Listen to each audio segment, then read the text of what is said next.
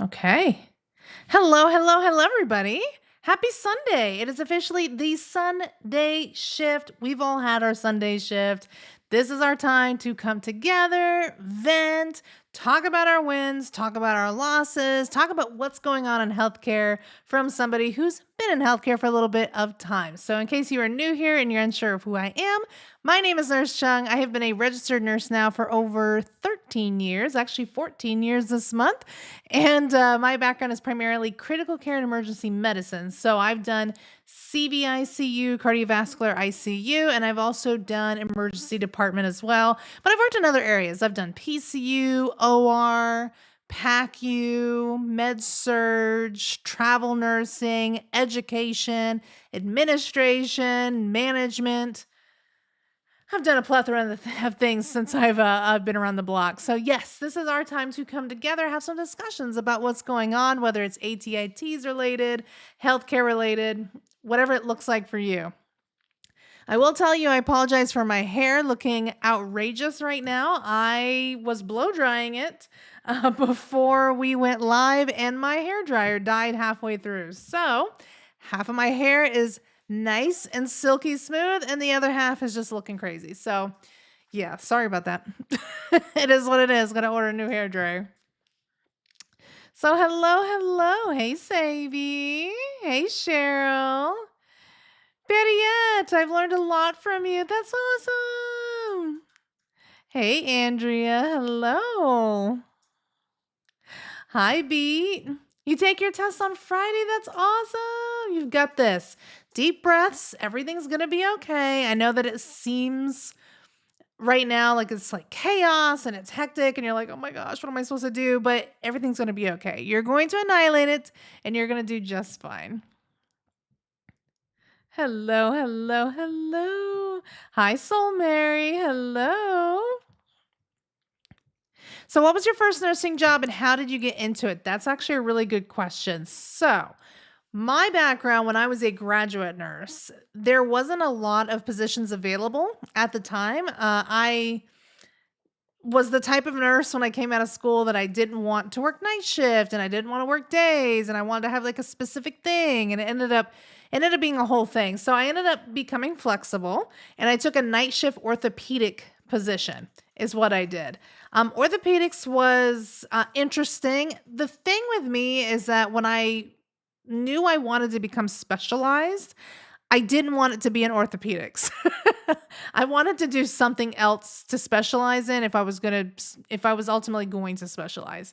So I ended up doing PCU, med surge, orthopedics on nights. It was fun. I was a charge nurse. I did a whole bunch of stuff during my period there. But to be honest, my heart really wasn't in it. I did put in a good year. At that position, got to meet a lot of great people, had a lot of long lasting relationships with people, but unfortunately it was just too much. But yeah, that was my very first job. AX, I just wanted to say that I passed my T's on the second attempt. Thank good. It took a month plus, already applied for nursing school. That's great. You've got this. Let me know how you did in your applications. You're going to be amazing. I see that Jira also passed their T's and got into their program. That's great. Congratulations to you both. I love it. Do we have videos on nursing program classes? They will be coming out. Me and Mr. Cheung are working really hard today to get the setup ready because I don't want it to be like a PowerPoint thing. I want us to actually have a conversation with the teaching. So it's going to look a little bit different than what you're typically used to when it comes to the ATITs content. ATITs will remain the same. That's not going to change. But nursing program classes are going to come out, and I think you're really going to like it. I see Nurse Aaliyah's taking theirs on the 29th of this month. I'm so excited you've got this. And then X Jimlix and I already said both of them. Mr. Cheung doesn't listen. You know, you gotta love him. He's a great guy, but he just sucks at being a listener. Sabi says, I passed my T's because of you. Now I'm currently studying for pharm. It's a lot. Yes. Pharmacology is insane in comparison to the stuff that you need to know. It's just so much information. But what I will tell you, my biggest tip when it comes to farm is categorize, categorize, categorize as much as you can. Because a lot of medications have the same side effects, they have close to the same mechanism of action, and they are indicated for a lot of the same disease processes. So my biggest thing is what helped me is like categorized everything and I blew through farm. I was good. Once I figured that out. I was trying to learn all the medications individually and I don't recommend that.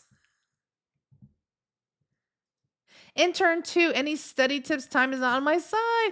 Let me know which classes you're taking in term 2, Frankie, because everybody's term 2 looks a little bit different. I passed my T's this past Friday because of you. Huge congratulations. Undeniably hot, as I would believe what your name is. That's great. Big congratulations to you. It's done. It's over. We get to move on from the trauma and apply for our program. Huge congrats. Huge congrats. No, Joshua, don't give up on the T's. I'm tired of studying and I don't know what to study for biology. Listen, T's is ever changing. It is a very, very difficult exam. I think the biggest thing is you've got to find your why when it comes. When you're feeling unmotivated and you're no longer wanting to take the T's or study for the T's, I think the biggest thing is that you need to find your why because your why will continue to push you forward. Right now, you're kind of like at this hump, right? So like you came up, and then you came down a little bit, and now you're kind of stuck in that down. So you got to come back up over the other side of that hump. And that why is what's going to push you. It could be monetary. Let's be honest. We're all in this for job stability and monetary reasons, right?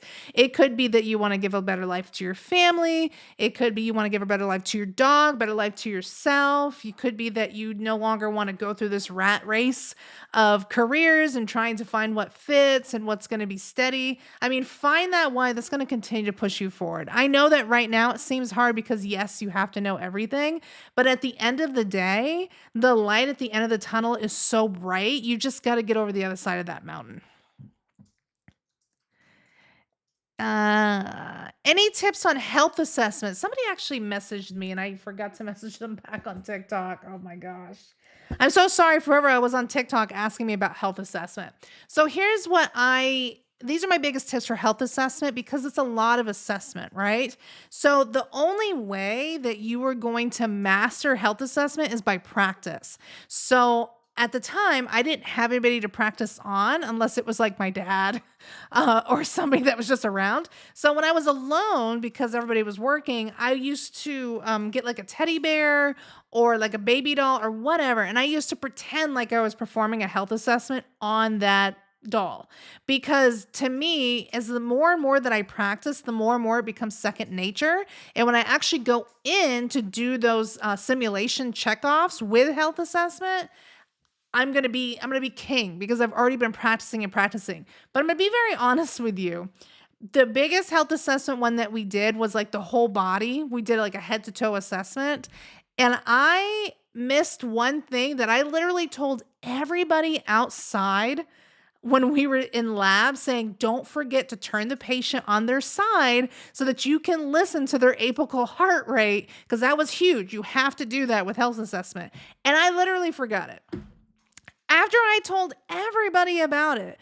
So even then, just know that you look back on these moments and you're like, why? Why did I miss that? But the practice makes perfect. The more that you practice, the more that you implement it and actually do it, the better off you're going to be.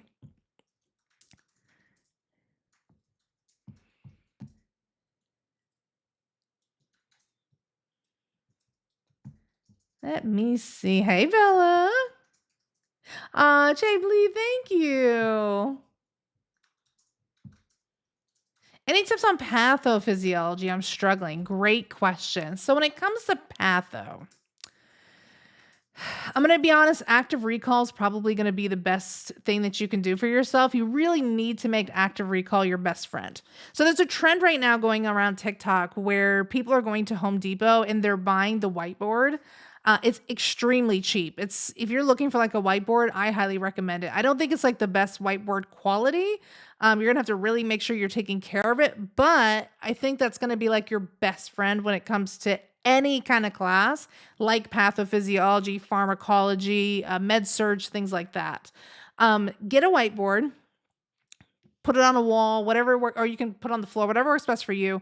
And what I want you to do is instead of looking at your notes, because we become notes demons, right? We're constantly looking at our notes, we're reading it over and over and over again. We're probably not speaking it out loud if we're being 100% transparent, but we're just constantly reading and reading and reading. And then you're like, what did I just read? Because none of it retained, right? So, why I say active recall is so important is that when you get that whiteboard, you sit down and I want you to literally just write down everything that you can remember, right? Speak it out loud. Okay, this is what's going on with the cardiovascular system. This is the disease processes and this is how it works. So on and so on and so on.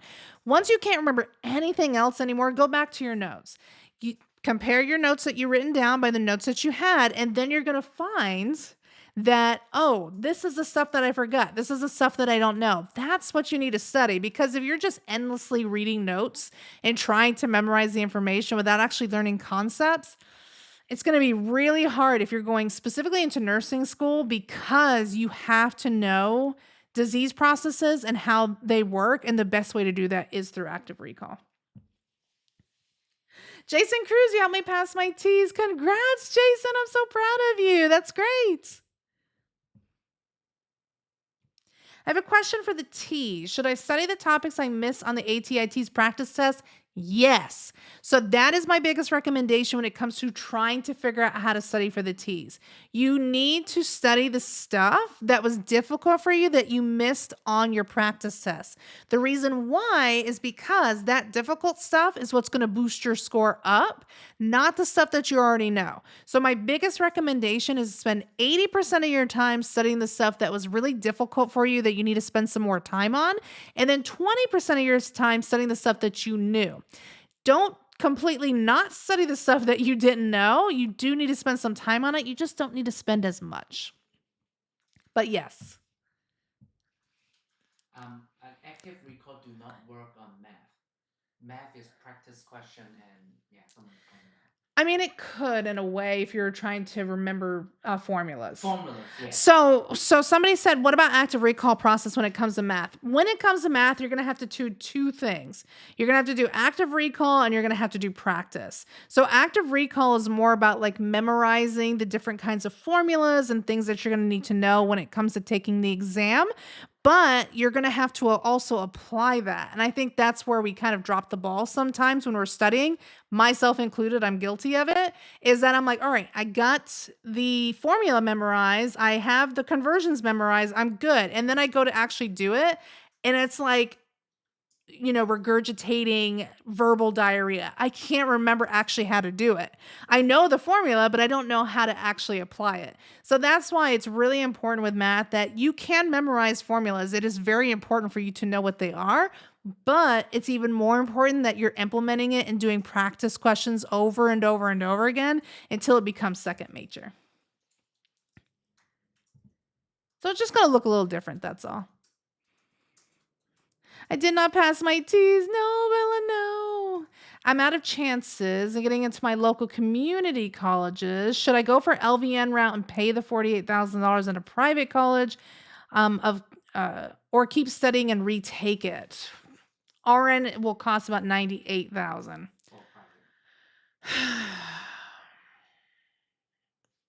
This is what I would say, Bella, is that if you aren't really wanting to go the LVN route, then don't. I know that my best friend, Mandy, she went to a private university when she did her RN, and it cost her about the same amount of money. And she doesn't regret any of it, because at the end of the day, she was able to pay it off over time and to get those loans down and to get them over with. As long as you borrow appropriately. But if your heart's not in LVN, it's okay to like not do LVN and do the RN route at the end of the day. I know that T's sometimes can be hectic, and in your situation now you don't have the ability to take it again. So if you were okay with it moving forward, then I would say, yeah, do the private school and do RN. Um, and just keep pushing forward because yeah, unfortunately, I've seen so many people get into LVN and then they finish it and then they immediately go back to school and do their RN. And I was like, I mean, if you were wanting to do LVN and actually practice as a licensed vocational nurse, then I would say, yeah, go for it. Get some experience, come back. But there's a lot of people that do LVN have to take T's again. Because remember, even if you do a bridge to nursing program after you do your LVN or LPN, you've got to take it again with a lot of universities. So save yourself the headache if you can, if at all possible, so that you don't have to take it more than once. It's just a lot. I get it. It's like a big monetary commitment, but depending on like where you live and where you work, you could probably pay that back pretty quick. Do you think I could score a 64 by January? Remember, I already took the exam October 30th and I got a 46.7. I think I'm never going to say never. I'm never going to say never when it comes to the ATITs. I've seen people come from like 30% all the way up to like the 70s, like 78 and 80%, those areas. So I never say never. I think that with you, you were going to have to like really strategize on what you missed the last exam. So you should have gotten like that little printout that gives you like an idea of the specific practice questions that were difficult for you, and then you've really got to hone in on those topics, like really, really, really hard, and you've got to give yourself time. So, I mean, I would say you would have to take it by the middle of December minimally, just so that you have enough chance before the holiday to get transcripts sent, because Tees I think holds it for 48 hours now, right? Before they Mhm. send official transcripts. So Tees does hold everything for 48 hours before they send your official transcripts, which is the issue. But I never say never. I think you're going to be fantastic. What's the name of your glasses? I don't recommend these glasses. I will tell you that they are by Ralph Lauren, but like, look, It's been less than a year. it's been less than a year that I've had these, and I've been tightening them, and they suck. I'm sorry, Ralph. I love you. I think that you have amazing things, but this was not one of them. They're not good. I can't wait to go back. Like, I need to make an appointment, honestly, to go back and see our eye doctor so I can get new glasses because they look incredible, but they just suck in regards to staying on my face, and being tight enough. So I don't recommend them, but I do like them a lot. What's my favorite specialty? Ooh, that's a great question. I think that my favorite specialty was ER. So I love CVIC. Don't get me wrong, CVIC will always have my heart. But there's just something about ER, especially if you're working like a trauma center, because I worked at a level one trauma center in the ER. And it was great. Don't get me wrong, you're still gonna see the pelvic pains and the tummy pains and like those things that, you do the same monotonous thing over and over again. But when you have somebody that comes in with like bones sticking out of their bodies or different kinds of traumas or just like things that you're like, what the heck is that? That happens a lot in the ER. You don't get that so much in cardiovascular ICU. It's a very monotonous kind of thing. You're seeing the same things. You're seeing valve replacements, TAVRs, different cabbages, surgeries, like them coming out of surgery. It's very like you have your rhythm and your flow. ER is like incredible chaos. That's so much fun, especially when you get in the more critical care areas of the ER.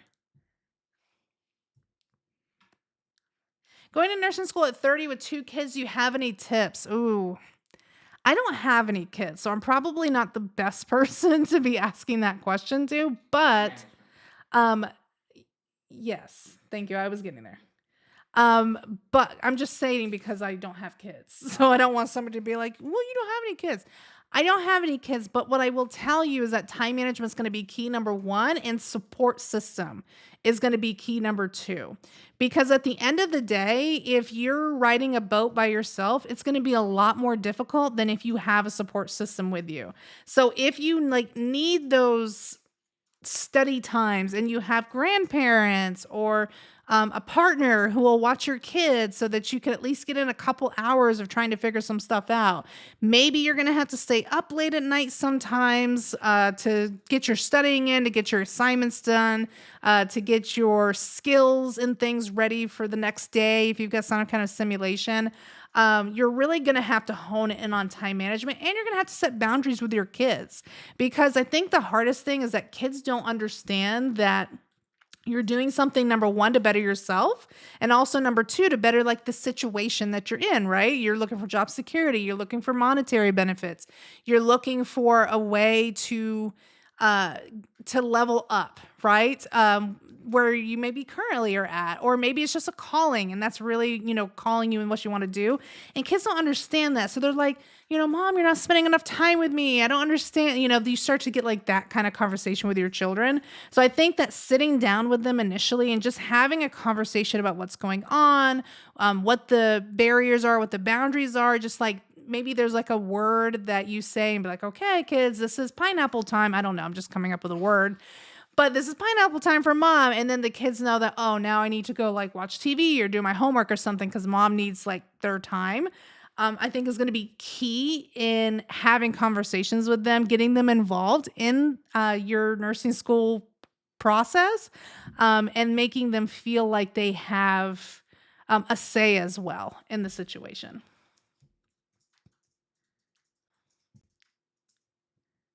I'm second guessing everything. I passed my T's on February 25th, but I have a low score and I missed it by 3 points to get into the program here in Maine, but I have to wait a whole, maybe I'm too old now. Here's what I will say. I get this a lot. I'll have people that'll be like, well, I'm going to be 30 or I'm going to be 40. You ain't old. I don't know who in society has dictated that 30, 40, 50, 60 is old. It's not old. My very good friend before she passed away, God rest her soul, but she was 65 when she started nursing school. And the reason why she waited so long was because she was trying to retire from a job where she had a pension, number one. It was always her calling that she wanted to be a nurse. And she had kids and grandkids that she was helping raise. So once all of her kids and grandkids had grown up, she went back to school and became a nurse. And I'll tell you, she was the best dang nurse that I ever did see at the end of the day. So don't let society dictate what's old or what's new or what's beautiful and not beautiful. Like, screw society. You are not old. You are right on time. That's all I'm saying. That's all I'm saying. Yeah, I'm telling you, there's so many industries. It's like, are you gonna be like this thin? Are you gonna be, this age? I had somebody the other day that tried to tell me that once you passed 40, you were no longer marketable. In any kind of working industry, especially in nursing. I told her she was full of, you know what I'm saying, sugar honey iced tea is what I told her. Somebody's always got something to say.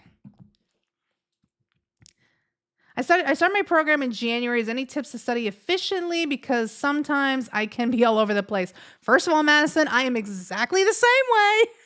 I am always all over the place. I actually just talked to Mr. Cheung today because I'm trying to find a planner, a daily planner, because I feel like I'm losing my mind with everything that I have to do. So I'm right there with you. What I will tell you is when it comes to your RN program, time management is going to be key. You have got to get that time management in, and you've got to figure it out, because what's going to happen is in nursing school, you are going to have a whole bunch thrown at you very quickly. And it's almost like you basically hit a wall.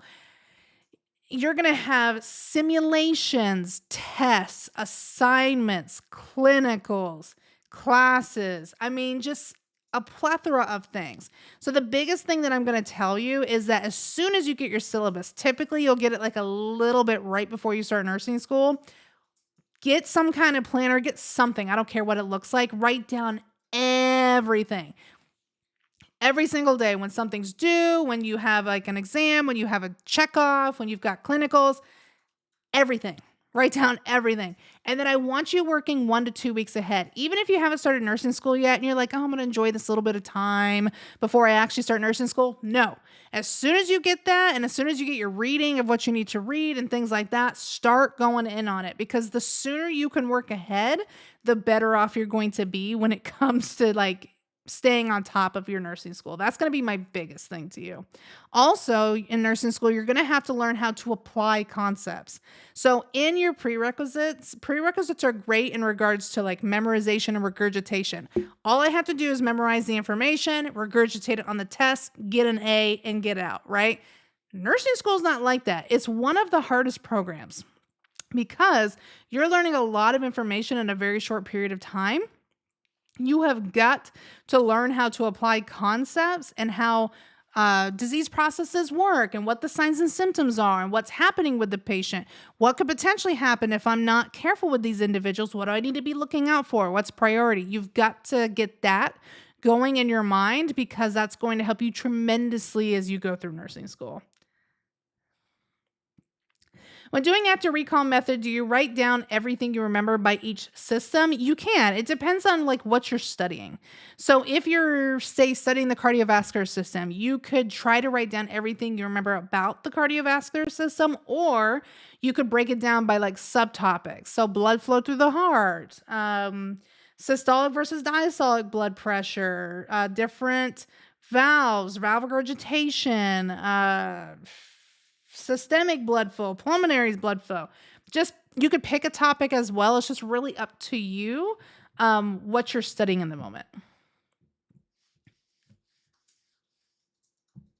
I feel old. I'm 46 and I'm barely starting nursing school. You are young, Fabi. You are young.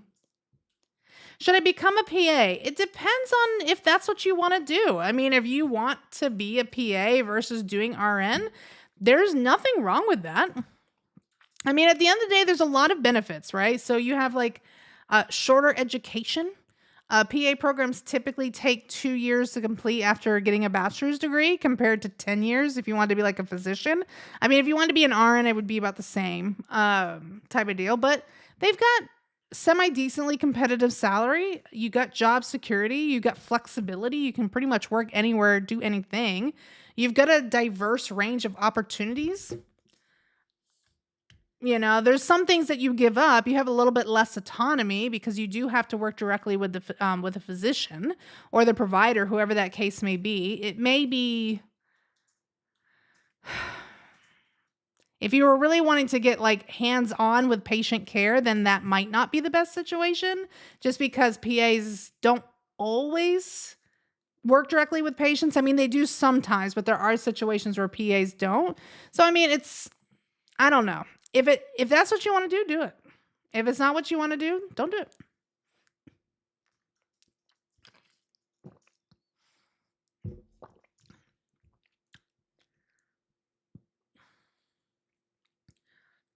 What are some good strategies do you suggest for nursing school? Um, Study strategies. What are some good study strategies for nursing school? So this is how I studied. So when I was going through nursing school and they were providing us with like reading, like a reading portion of things that we needed to learn, what I did is I did not read the entire book. I have ADD when it comes to reading. It's horrible. It's absolutely horrible. I could probably read like 5 paragraphs and then forget literally everything that I read. So what I did when it came to my studying is I read the front of like the chapter objectives. So I had a good idea of what the chapter was going to be about. I looked at all the boxes or charts. So typically anytime you have a box or a chart, that stuff's important. So I looked at that and I looked at like the last piece of the chapter. So it's kind of like a chapter summary of like key points and things that they made. And that's what I looked at. Everything else, I pretty much looked up videos. I am not a book learner. I don't know about you all. There's some of you who are auditory learners all day, every day. And I praise you all for being that way. I could never do it. So I am a very audio visual tactile learner, meaning that I have to have my hands in it or I need to be listening and seeing it. And I just can't read the book. So if you're like me, which a lot of you are, there's a pretty good percentage of you. I mean, if you're the same, type same in the chat, but there's a pretty good percentage of you that are like that. And we're just like that. So my biggest recommendation is to read the books, right? The front of the book, which has the objectives, look at all the little charts in the boxes, and then read the summary, watch videos, go to class with questions. So typically, you'll have some questions about, like, I don't really understand this, or I don't really understand that. Go to class with your questions. That way, hopefully, your professor can help answer them. If you have a really good professor, and follow along with the PowerPoint. That would be my biggest recommendation to you, just because I am not. Nurse Cheung is an F when it comes to reading books. I'm like an audiobook kind of gal. And even then, let's be honest, I get distracted and I walk away. It's just hard. It's hard. I get it.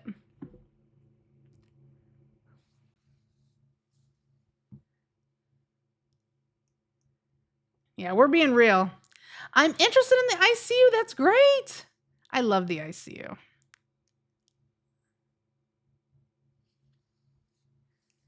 I feel old at 40. Hopefully I start prerequisites in January. There's so many of you in here that are 40 right now that's like, I feel old. Don't feel old. Old is a mindset.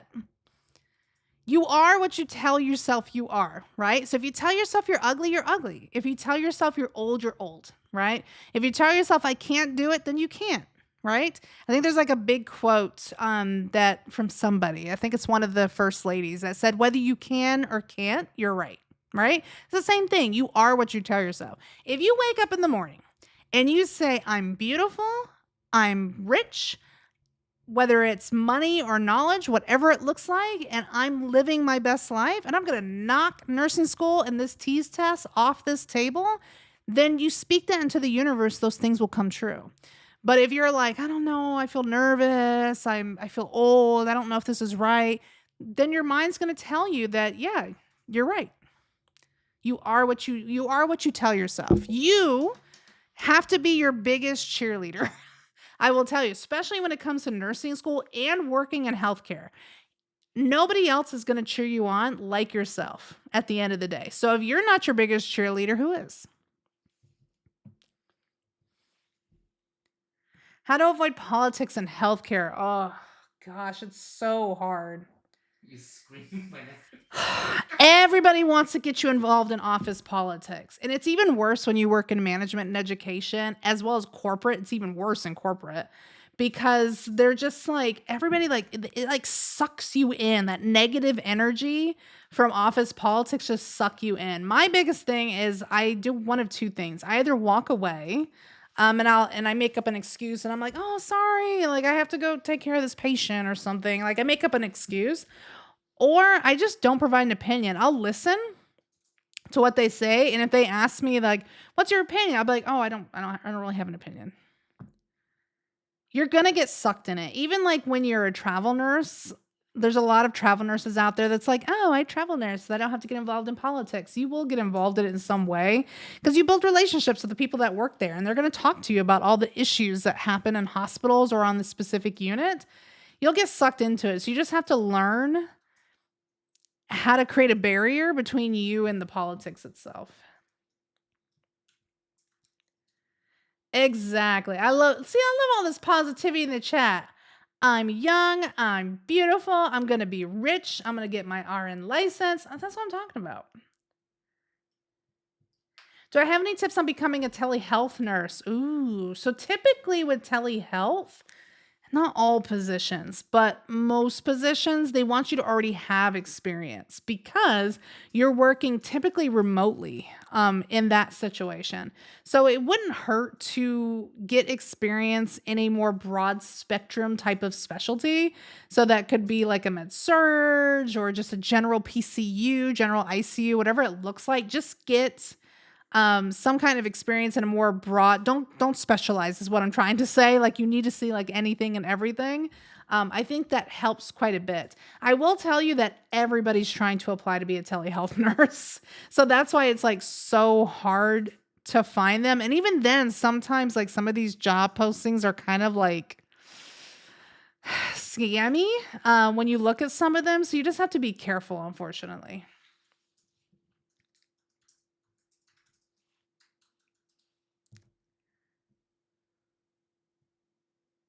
I gave up studying for the T's and I became a diesel mechanic. Good. I need help with my truck. I have a diesel truck. You know, Nurse Chung drives a diesel truck, y'all. Boom, boom. I'm Watch out. I'm killing the ozone layer, but I love my truck. See, I belong in Alabama or Tennessee. I'm not a Florida girl. I need to be with my people.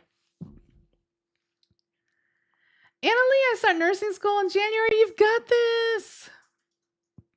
I'm only at PCT right now, and this is so true. It is. You got to balance it out, man. You're going to get, it's, office politics are like the succubus. They're just going to suck the life out of you. Is it hard to get a job as is it hard to get a job as an OR nurse? I don't think it is. I think that typically you don't see graduate nurses getting in the OR as frequently as other specialties just because OR is extremely specialized. They do like you to have some kind of experience prior to applying for the OR. So if you could look for something like surgical med surg, surgical PCU, surgical ICU, if you could find something surgical so that you could see the other side of surgery, I think that helps tremendously if you're trying to apply for an OR job. What's the starting pay for med surg? You know what? I'm actually working on trying to figure that out because every state is very different. I can speak specifically in Florida. Pre-pandemic, the med surg starting rate was like 27, 25. It depended like what kind of degree that you had. Post pandemic, because hospitals were so desperate to find nurses because of people just stepping away, people were scared of the whole COVID pandemic. A lot of graduate nurses started to step up and have their own backbone and say, hey, I want to get paid this. And a lot of hospitals were paying that. So right now the data is a little skewed in regards to what medical surgical nurses get paid. But I could tell you that in Florida, based on now, it's usually anywhere from like 30 to upwards of 35. Sometimes it could be less. When I started in med surg, I made $19.50 an hour. But that was also when Florence Nightingale was still a nurse. So. First clinical tomorrow. Any advice? Why do you think LPNs are not nurse? What'd you say? First clinical tomorrow. Any advice? First clinical tomorrow. Oh, that's so exciting. First of all, clinicals are not scary. They feel scary because you're not used to the environment yet. They're not used to the environment yet. So once you get in there and you start like getting your hands in and you get the rhythm and the routine, it won't be scary anymore. It'll be annoying more than anything else. Because you're gonna be like, why am I doing this and I'm not getting paid any money? That's what's gonna happen. So biggest advice for you tomorrow is just have fun and go in with no expectations.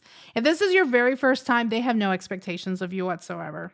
What will probably happen depending on where you're going, if you're going into a nursing home, then you're basically going to get introduced to the unit. They're going to show you where everything is. You might have like a patient that you'll help. Make sure that you always have a nurse with you. If the patient ambulates or has to go anyplace, don't do it by yourself.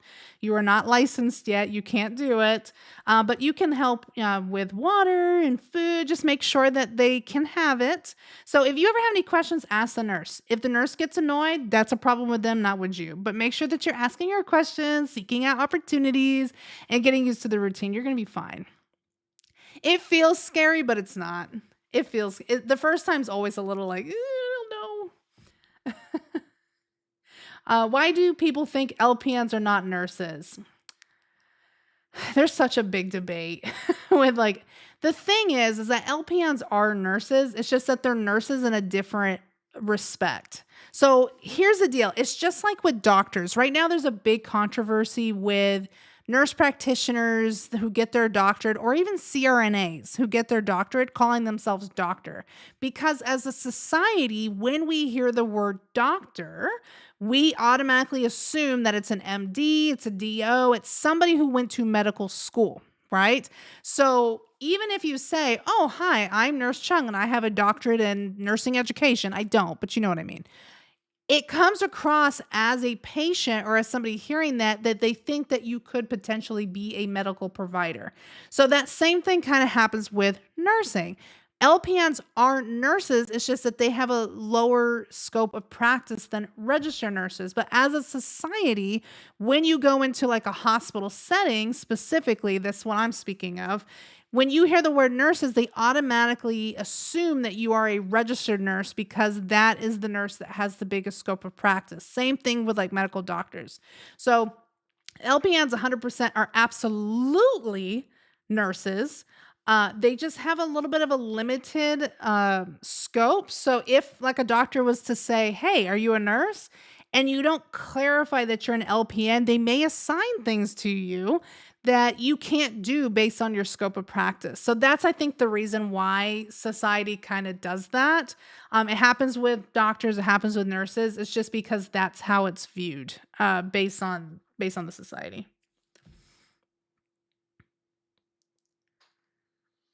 But you were absolutely a nurse. I disagree on the pathway to OR. I think ER and L&D nurses do better in the transition to OR. So I agree and disagree with that statement. So, ER, while you are equipped to handle emergencies, you're not equipped to handle surgical emergencies, is what I will say. You're equipped to handle traumas and things like that, but you don't know the surgery side. Now, L&D is a different situation because if you're wanting to get into the OR and do obstetrics, then yes, it would make sense that you would want to do labor and delivery nursing beforehand because that is the population that you're going to see. But if you're wanting to learn the surgical side of what surgery looks like, what the process is, pre op, post op, things like that, then I would say surgical units would be more feasible in that situation. It can even become more specialized if you wanted to do gastric surgical units. Some of those exist still outside of like the general ones, but I don't think that the ER is going to prepare you for the surgical side, just the emergency side. And the emergency side you can learn working in the OR later on. But thanks for the feedback. Hey, I love constructive conversation. Isn't an LPN the same as a medical assistant? So no. So they have different scope of practices. Um and different schooling, to be fully transparent. So with an LPN, you're focusing almost entirely on patient care. So you're thinking of things like administrating medications, monitoring patient conditions. There's certain medications you can't give depending on the state that you're in. So, like, you can't do IV push medications, titration type of medications, things like that. But in a medical assistant kind of thing, and again, this is depending on the state that you work in. You're doing more administrative duties and clinical duties. So you're doing more like patient intake, scheduling. Maybe you're doing like vital sign collections and things like that, but it's ultimately being reviewed by a provider or something like that. Education wise, for an LPN, typically 12 to 18 months, depending on what school you go to. Uh, Medical assistant can be completed through a certificate. I personally went to a tech college when I was in high school. Basically, what happened was is I was skipping high school because I hated it and I didn't want to go there anymore because of all the bullying. And they said that I could graduate with my class if I went to this tech college. It was some stupid thing that they did for mediation. And I would be able to get my medical assistant license in 9 months. It was a certificate that I would obtain. So it's a little bit less schooling because you do less things. You don't have to sit for the NCLEX, right? There's just a certification that's optional depending on the state that you're in. But yeah, I mean,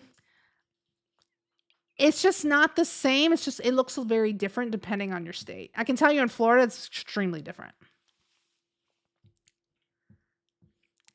And nurse prepare, that brings up a really good point, and I'm glad that you brought that up. I work in the OR and nothing prepares you to work in the OR. It's a separate world.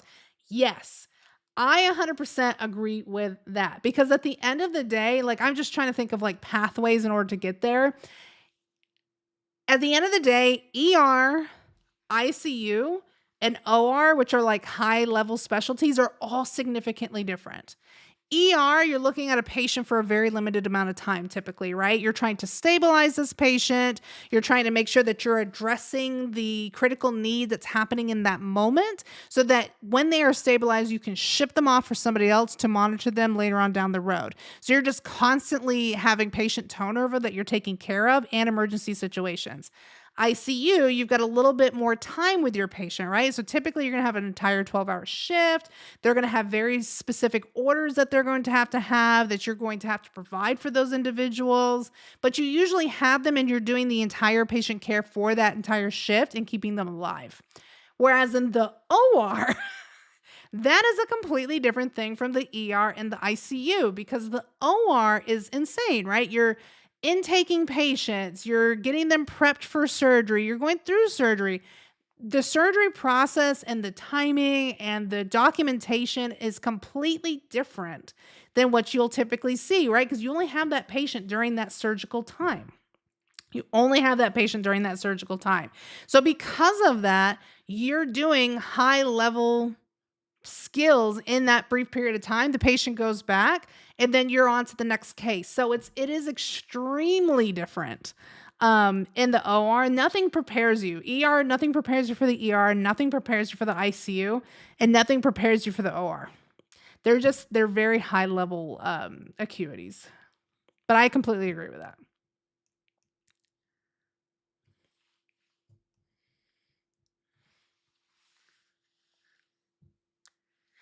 How come there aren't LPN to RN bridges anymore in my state in Pennsylvania? You have to start all over by taking prerequisites. I wouldn't say they don't exist. There's a ton of LPN to RN bridge programs that people do. I can speak in specifically in Florida. There's several that I can think of off the top of my head. You might just work in a state because I don't know Pennsylvania well. You might just work in a state where they're doing away with a lot of that. They want their RNs not to, because I think this is the issue. Let's talk about LPN to RN bridges. So I think this is the issue is that LPN programs traditionally, not always, but traditionally will accept lower admission scores, right? So whether you're taking the T's, whether you're taking HESI, whether you're taking Kaplan, typically the allowable scores to get into an LPN program are going to be less than an RN program. So what a lot of people do is they'll go, you know what? Let me just do LPN school. Let me just go to LPN school, get in there, do my time, and then immediately go to LPN to RN bridge. Well, that's one way that you can do it, but then we're not having any LPNs getting into the workforce, right? So I think that what a lot of states could be doing, and I'm speculating at this point, is that they are trying to prevent that from happening and they're getting rid of their LPN to RN bridges because they don't want people using that as a way to get into the RN program. It's basically they're like, you need to pick. Do you want to be an LPN and work for a period of time, or do you want to be an RN? Again, that's purely speculation. I can't say for sure. I don't know what the colleges are thinking, but I'm almost positive that's what's happening. And that's why a lot of them are going away. Are there any CNA to LPN bridges? I don't think so. I mean, when you get a CNA, then you can just go to LPN school. There's not like really a bridge. They make it a little shorter. Hers and make it a little shorter. Herzing makes it a little bit shorter. I mean, I guess. I just searched. That's the main thing they're selling. It's the first time I've heard it. based on Typically, when CNAs want to go back to school to do LPN or RN, they just go to LPN school. That's around me specifically. Some schools will have you do 6 months of work as an LPN to get extra points. Yeah. And I think that they're trying, because we do need LPNs in the workforce. There's no doubt about it. But then what happens is, and I can speak based on feedback from people who are LPNs that decide to go back to school to do RN is they realize that sometimes the pay isn't as great as RN pay, but you're doing some of the same responsibilities, not all of them, because you can't work autonomously with certain things like medications and things like that. Specifically in Florida, not speaking of any other state, I do recognize the states have different scopes of practice, but what they find is they're like, why am I getting paid less? And I'm doing almost the exact same thing that the RNs are doing. And then they immediately go back to school or they never even do LPN in the first place. So, you know, it depends on what you want to do. No, it's like for me, I only want to go through T's once. I don't blame you. Is 8 to 10 hours overtime every week worth it? Woo! Working in a hospital? Yeah. Is 8 to 10 hour overtime every week worth it?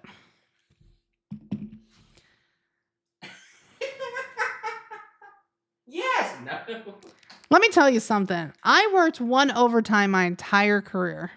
One overtime. I worked my 3 12-hour shifts and I picked up one additional 12-hour shift. Let me tell you something. I regretted it every day of my life because I was so tired from my 3 12s that when it came time for that fourth shift, I was that person. I was like, should I call out? I really don't want to do this. But I showed up. I put one in for the team and I showed up. And let me tell you something, it was not worth my soul because this is what happens. As soon as you pick up an extra shift, you become that person. Now, if you need the extra money, go for it. But if you're doing it just to help the team, then you become that person. Well, you did it the last time. Why can't you do it this time? We really need your help. Come on, be a team player. We're a family here. That's what it becomes. And then you start to get guilt tripped into the fact that you picked up once and now you're not picking up anymore and they don't understand why you're not picking up anymore. It becomes like that type of deal.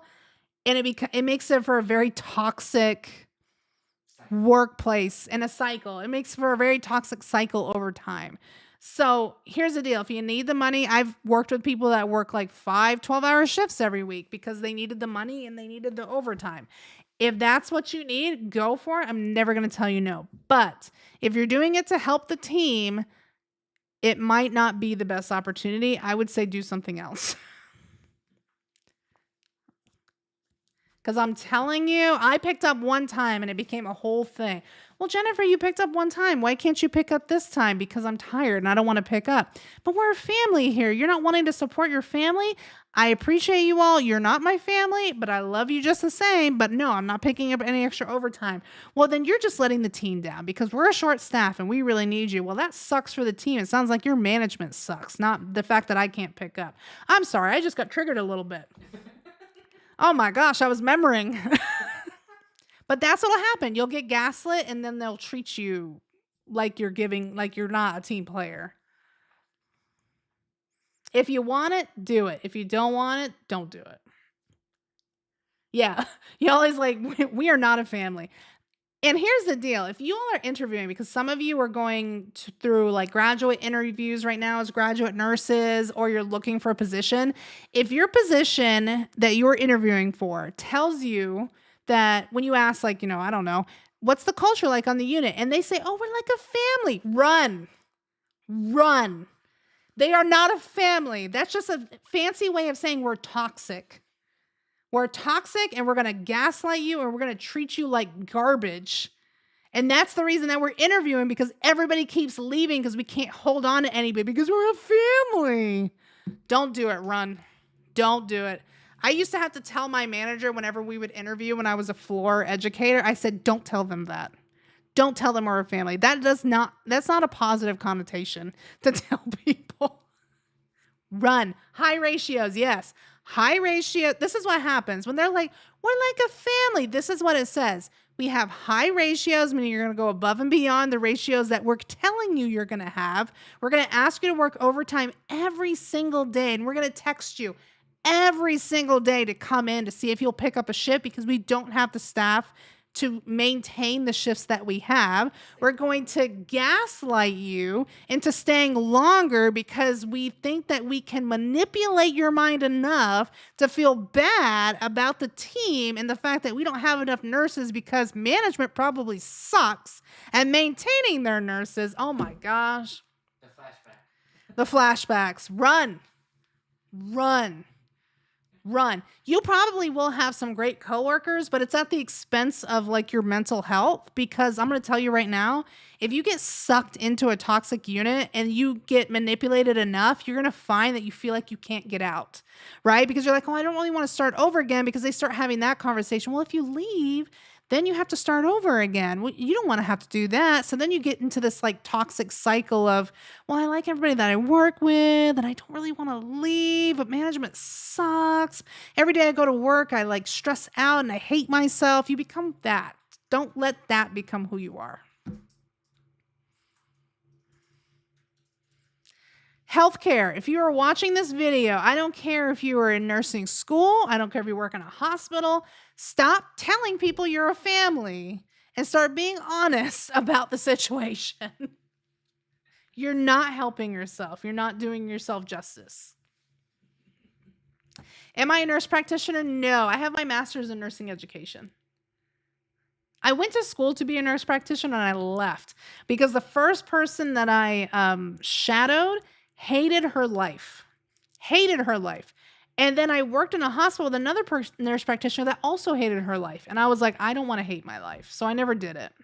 I ended up leaving school. And I was like, you know what? I'm good with education. That's what I wanted to do anyways. Thank you, Nurse Cheung, for enlightening us with your real world advice. Yeah. It's a struggle. It's a struggle. And here's the deal. This is why I always say only put in 1 or 2 years on a unit at most and then leave. One, it's because it's probably for your mental health. You could potentially be in a situation that's not necessarily with lining with your values or what it is that you want to do, or they might not be paying you what you should get paid. That's all I say. Put your 1 or 2 years in. Put your 2 weeks in, go work at a different hospital, different, you could do same specialty, but you're going to get paid more money and keep doing that over and over again. I know that hospitals right now are going to be like, Nurse Chung, don't tell nurses to do that. But that's the only way that you're going to get paid appropriately based on your experience and based on your degrees and things like that. It's going to be the best. If you're in it for the money reason, which let's be honest, a majority of us are, that would be my advice. So someone asked. Yeah. She's in a town with one hospital. Only one hospital? With one hospital after I graduate, should I accept any position or wait for the one she wants? Yeah.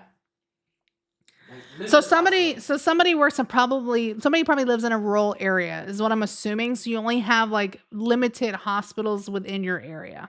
So should you accept any position or should you wait until you get the position you want? That's completely up to you. What I will say is that if you're looking for the perfect position, you can hold out, but sometimes that perfect position doesn't come your way. It happens. It happens because most likely that position is very competitive and a lot of people probably want that position. So I would say hold out as long as you can. If you don't hear anything for a period of time, then I would say start applying for other positions within the hospital and then put your 6 months to a year and probably closer to a year and then apply for that position that you want. Worst case scenario, if you didn't get it the first time. I will tell you specifically as a graduate nurse is that you'll have to be a little bit more flexible in the beginning. I did not want to do orthopedics.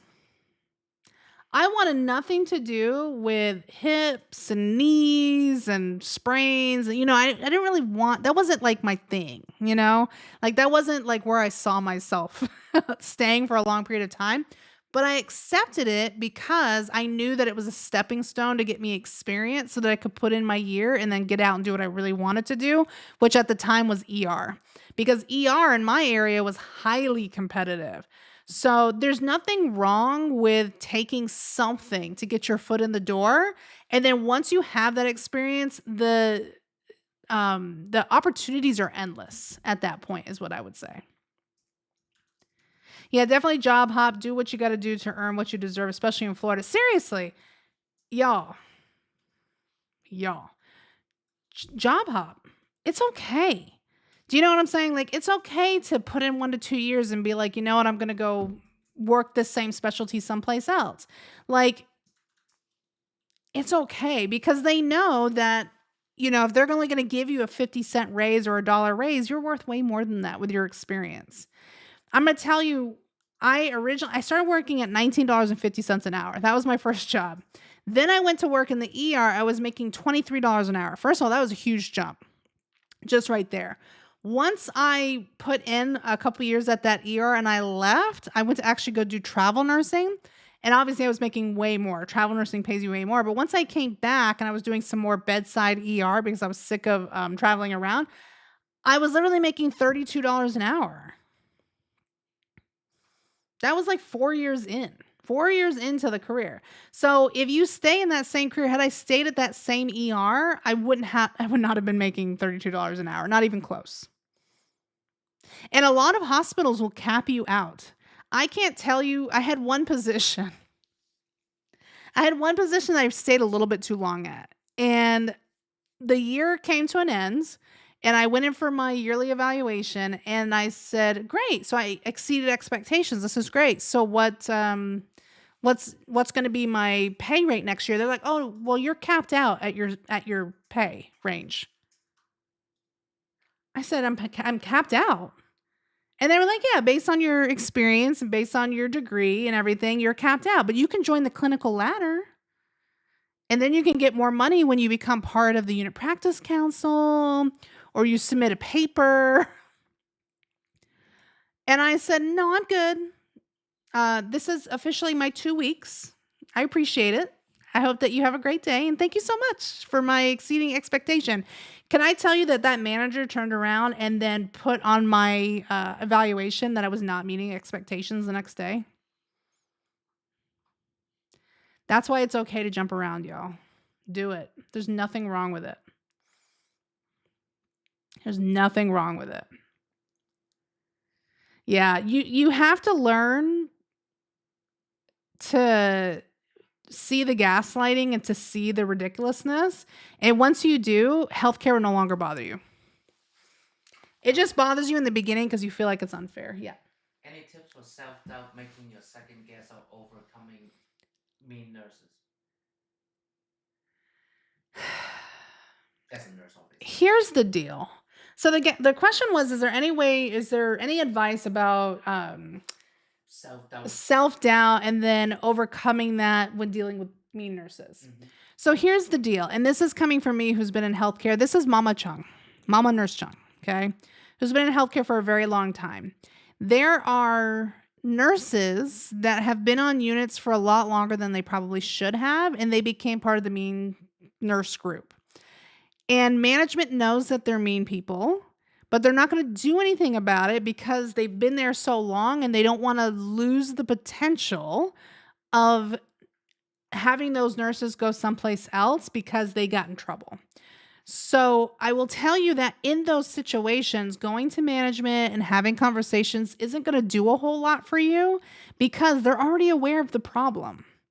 Trust me, you are not the first person that's probably complained about these individuals and the way that they react.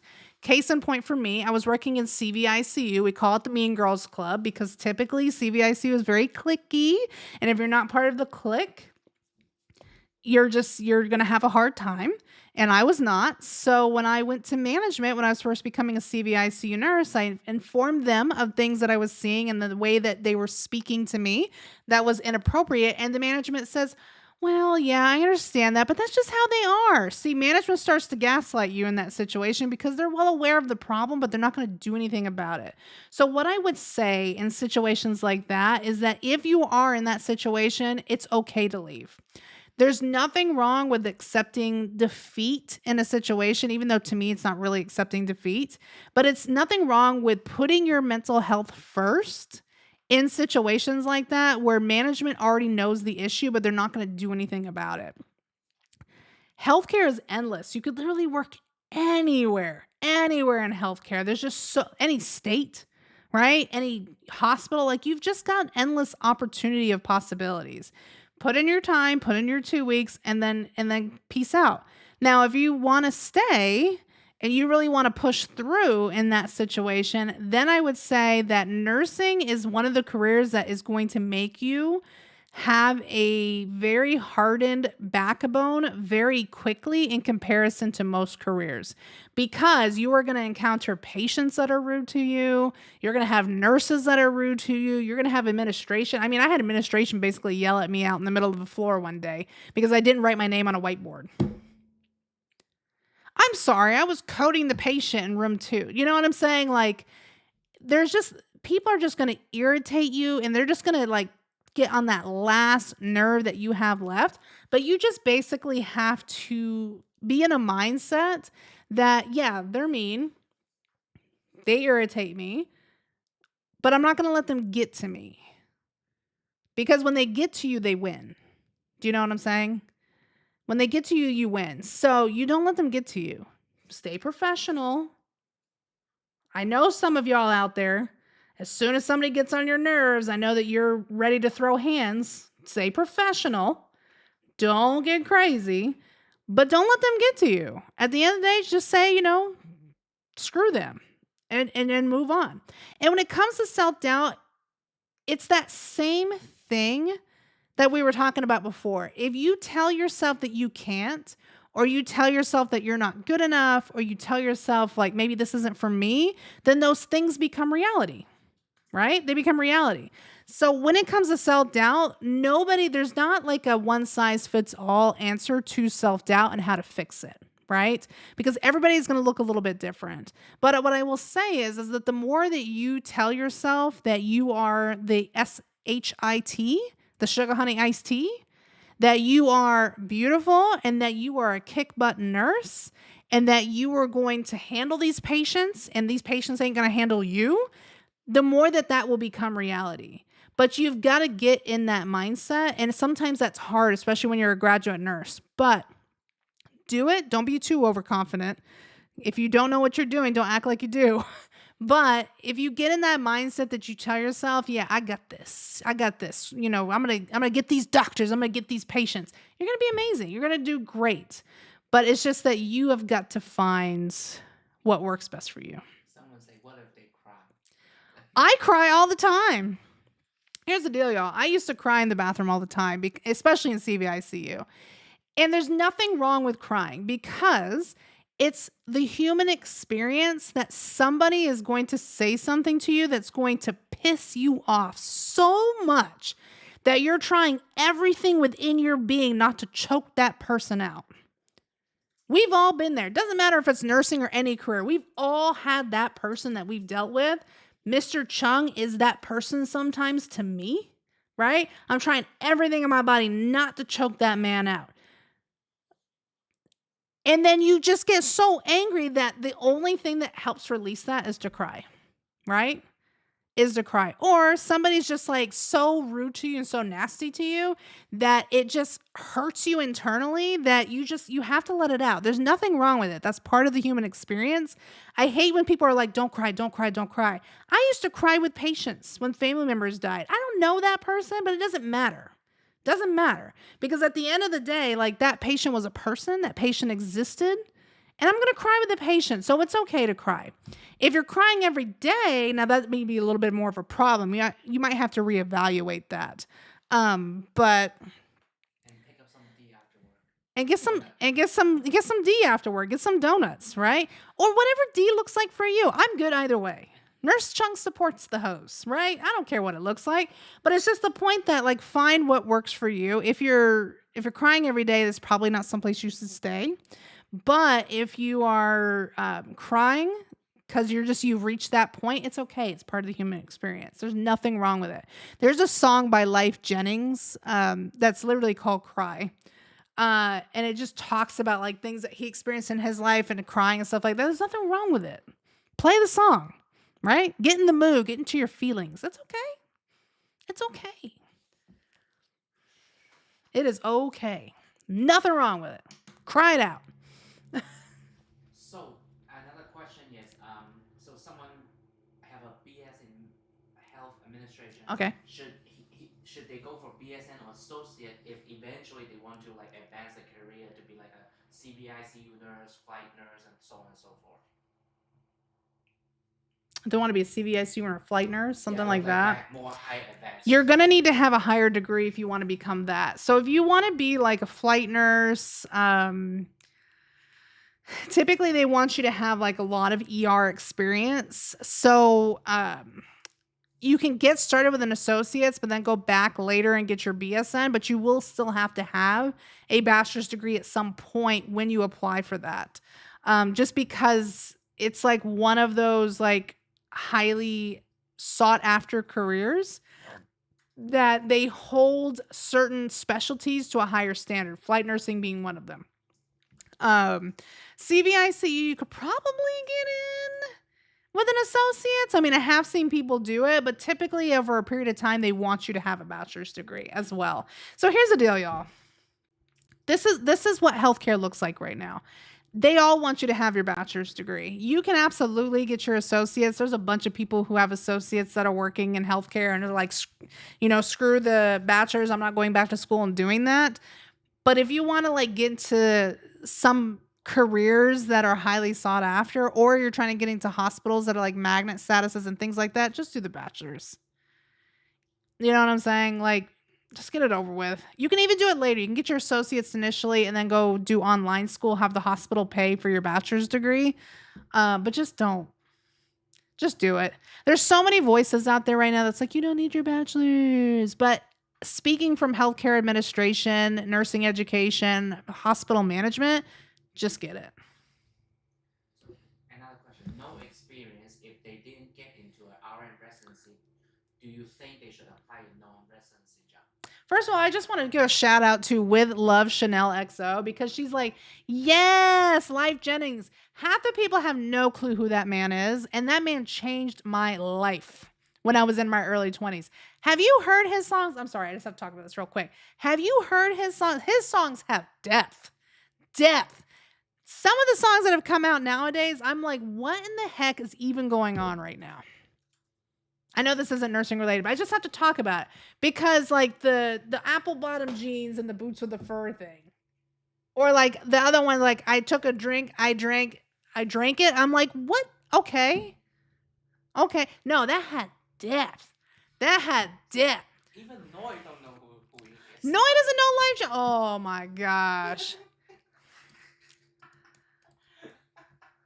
No, I'm looking up this song. I want to pull up these lyrics for y'all youngins that are in here because y'all don't even know. Y'all don't even know. Must be nice. That's one of like his biggest ones that he's known for. Right? Must be nice having someone who understands the life that you live. Must be nice having someone who's slow to take and quick to give. Like, doesn't that just like touch your soul a little bit? Must be nice having someone who sticks around when the rough times get thick. Someone whose smile is bright enough to make the projects feel like the mansion. That man changed my life. You're welcome. I can't tell you how many times I did the deed to his songs. I'm not trying to get personal. I'm just trying to speak the truth. Because that man, those lyrics they go deep. They're deep. I'm sorry. I had to talk about it because a lot of people have no clue who he is, and he's incredible. I love that man. Incredible. Sorry. What was the question again? So for someone that if they cannot get into the RN residency program, should they just apply for regular non-residency job? So here's the deal. Depending on the hospital. So somebody said, if I can't get an RN residency position, should I just apply for a regular position? Here's the deal. What will happen is that HR in the hospital will look at your application to see how many years of experience you have. And if you don't qualify for the position because the position says you have to have experience, then they won't even look at your application. So what I would say is just keep applying. If you've got some kind of hospital where they split their graduate nurse positions and their experienced nurse positions, just keep applying. You might have to be a little bit flexible in regards to when you're willing to work, whether it's day or night, and what the specialty is. Life Jennings. I'm going to type in the chat. Y'all don't even know. There you go. And it's life, Lyfe, because you know why? Because that man touched my soul. You know, not Life. It's not about I, it's about why. That man touches your soul. Mm. Y'all youngins have no clue who he is. If you don't know who he is, you need to look into it. Them lyrics will change your life. Mm-mm-mm. I'm gonna download his music today. What is hospice nursing like? Depends on what kind of hospice nursing you're doing. Depends on which one you're doing. So if you're doing like inpatient hospice, where you're basically taking care of patients within like a hospice setting, so you're either working in like case management type of deal where you're going to the hospital and trying to do intake surveys to see if they're qualified to come into hospice. But typically, what it is like these individuals usually have a very limited amount of time left on the earth before they eventually go to wherever you believe. And you're basically caring for them. So, depending on where they're at, it could be things like just helping them with life assisted, like assisted living. So, things that they would normally do, like toothbrushing and like taking care of themselves and things like that. And as they get closer and closer into that last piece of their life, you might be, providing medication and things that are making them more comfortable. Um, as they're transitioning into the next thing. So, hospice nursing is very gut wrenching. It takes a very special person. There's some people who do it from home. That was the other one that I was going to talk about, where you're not necessarily in an inpatient unit. You could be going from home to home and helping take care of those individuals, making assessments, and then saying, hey, it might be time. I don't know if every patient has a wish. They might not necessarily want to be home when they pass. They may want to be someplace else. So you basically help them make that decision. It's definitely very specialized, that's for sure. Is all you need is associates to be a nurse? I mean, yeah. In order for you to sit for your NCLEX RN or NCLEX PN, you only need to have an associate's degree. But I would recommend getting a bachelor's at some point after the fact. Rhonda's like, okay, Nurse Cheung, I will. I'm telling you. Y'all don't know music. How hard is nursing for someone who has a chronic pain or autoimmune issues? Oh, wow. Um, For chronic pain issues, I think that's probably going to be the more difficult one, just simply because of the fact that you're doing a lot of mechanical. So you're picking up patients, you're help assisting them to the bathroom, assisting them to the chair, assisting them to bed. So that's a lot of like wear and tear on your back. Yes, there are things like Sarah studies and Hoyer lifts and things like that to assist with it to help with some of the mechanics. But if you're already in chronic pain, it almost exacerbates that feeling in comparison to those of us who maybe experience acute pain because of it. So I think that the chronic pain piece is going to be a little bit more difficult for you as opposed to the autoimmune. The autoimmune is just like it's auto, right? It's happening within you. It's not necessarily triggered. Um, or created by something externally is what I would say. So that you could be okay. I mean, there are people who have lupus and things like that that are still working in healthcare without any issues. You just have to be very transparent with your leadership to say, at some point you're going to have to say, I have this autoimmune disease and I do have to go to doctor's appointments. So I need to schedule around that. So they're usually very open to that as long as you're upfront about it. But the chronic pain, I think, is the thing that concerns me more than anything else, just because I can tell you, I didn't really have chronic pain, but once I became a nurse, my back is jacked up. I literally, and you can ask Mr. Chung, I'm on a heating pad every day because my back hurts so bad. Just because of like years and years of wear and tear on my back. I mean, I'm talking like we picked up 300, 400, even like a 500-pound patient. Do you know what I'm saying? Like it's a lot of wear and tear on your back. Is there a way to make sure that our license is compact? You have to be in a compact state. So here's the deal. When you apply to sit for your NCLEX RN, You need to, number one, make sure that you are in a compact state. So not every state is part of the compact. California, I'm sorry, y'all got special rules over there. You are not a compact state. So you will get a single state license. But people like me who live in Florida, because we are part of the compact, I requested to have a multi-state license, not a single state license. And I will tell you that it seems like more and more now they're just automatically providing you with the multi-state license instead of the single state, just because the compact has been around for a period of time, and they just know most likely instead of having you like reapply again just to have a multi-state license, it doesn't make sense. Me, Florida was not part of the compact initially, so I had to go back and reapply for the multi-state later on once we became part of it. But nowadays, I think it's almost automatic, or you can just request it. What's a compact state? So, a compact state means that there is a set of states within the United States that have the same standards and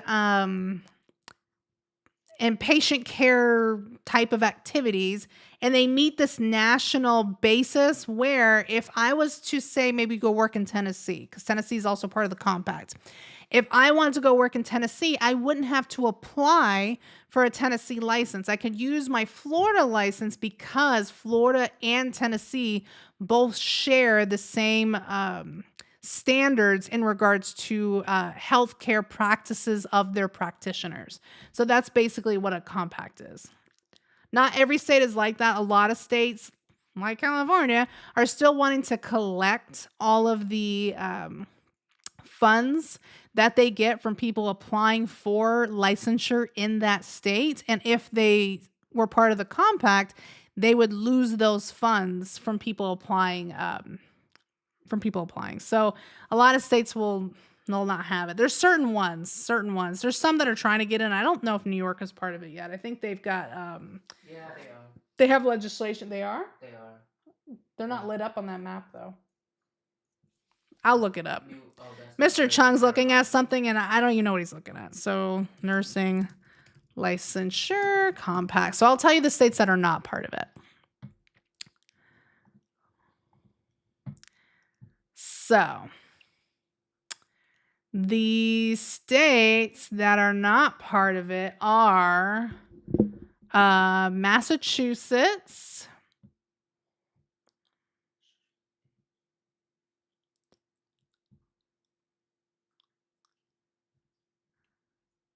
but they do have legislation going in. It looks like New York is definitely not part of it. California's not part of it. Oregon's not part of it. Alaska's not part of it. Nevada, Michigan, Illinois. What is that state? Oh, I think that's Minnesota and Minnesota. And Hawaii, of course. Hawaii is special too. But all of those states are not part of it. So if you were working in any of those states, you would have a single state licensure, not a multi-state licensure. And if you went to work someplace else, you would have to apply for each and every individual state that you wanted to work in, which sucks when you're a travel nurse because sometimes licensure can take forever. But I know New York is like, they've heard about it and they've agreed to it. It's just that they haven't actually like implemented it yet, is from what I heard. Connecticut is starting this year. I heard about that too, which is great. Yeah, Oregon. Good old Oregon. Yeah, I feel like New York and California like make bank, especially like here's the deal. We talked about this a couple weeks ago. So, Puerto Rico nurses that go to school in Puerto Rico because school is cheaper there. What happens is that Puerto Rico, and I don't know if it still exists. I'm just speaking on experience based on when I was doing international nursing transitions into the United States. What was happening is that Puerto Rico was losing so many of their workforce that they started to put this block on your ability to get copies of your transcripts because they wanted you to stay and work within the country instead of taking your exam in the United States and then ultimately coming to work in the United States. They blocked it. So what New York did was New York said, "Well, you know what? I don't need your transcripts. You can just come take your NCLEX." So a lot of our Puerto Rican workforce that was unable to get copies of their transcripts ended up going to New York, taking their licensure exam, and then ultimately seeking endorsement in the state of Florida once they passed it to come work there as an international nurse. So I think that's the reason that New York will probably never implement compact licensure is because of that kind of workaround that they did. And I don't, and again, I don't know if they're still doing it. I just know that that's what was happening when I was working with international nurses.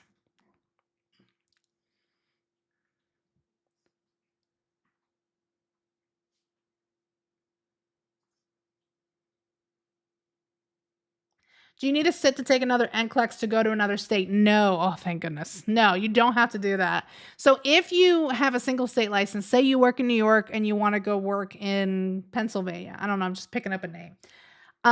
You would not have to sit for another license. You would have to apply for a reciprocacy license, meaning that you are currently um, licensed in the state of New York, but you also want to apply that license to work in the state of Pennsylvania.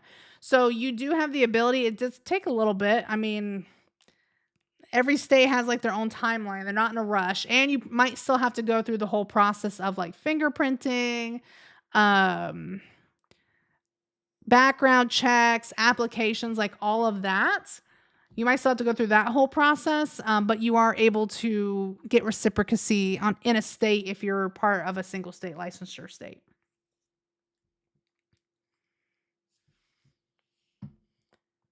Just really depends. Can you brief us on how the NCLEX is changing next year? Um, I thought next gen English already out. I wasn't aware that NCLEX was changing next year. As far as I know, I mean, unless NCLEX has like come out with some like weird thing, I know that they were trying to do where you could take your NCLEX from home. I honestly, I don't even know anymore with our board of nursing. Like, we can persecute nurses.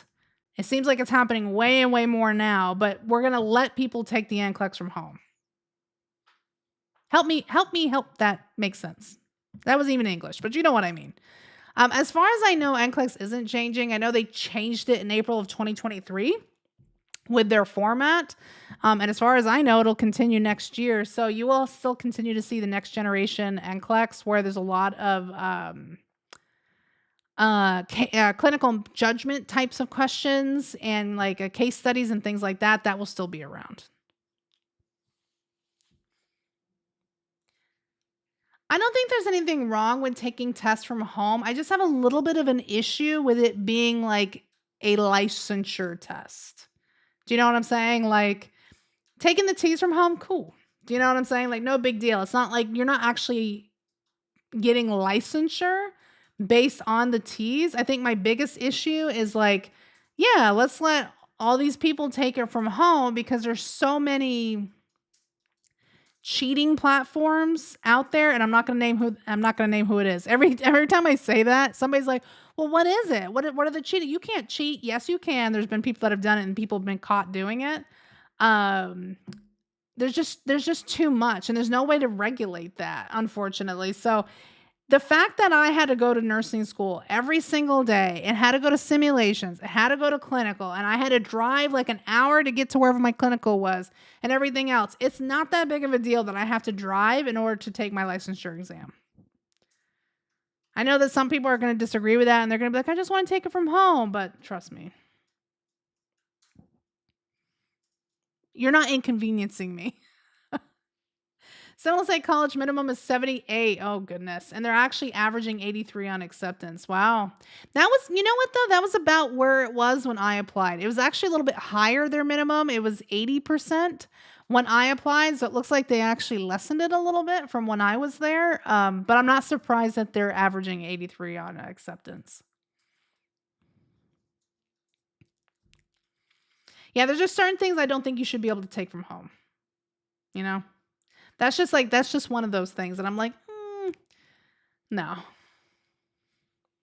Yes, NCLEX does have a lot more case studies in it now, for sure. Critical thing. Well, case studies. So they basically give you like a patient scenario and then they want you to answer questions based on that patient scenario. Mm-hmm. So like critical thinking is the entire test, Mm-hmm. but case studies is a little bit different. Mm-hmm. Mr. Chung, you know what irritates me about Mr. Chung is that I try to explain something to him and he just goes, mm-hmm, mm-hmm. And you know how irritating that is to somebody where you're like trying to like talk to them, but it's almost like they're just like trying to say mm-hmm because they don't agree with what you're saying. That's the moment where he's hitting that nerve that I just want to like, I might cry in the bathroom later because I don't want to choke him out. That's what 10 years of marriage looks like.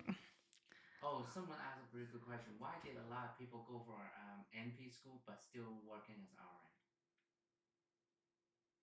Because they didn't like it. Here's the deal. So somebody said, why do people have NP or they're NPs, but they still work as RNs? So here's the deal. Depends, and this is different for everybody.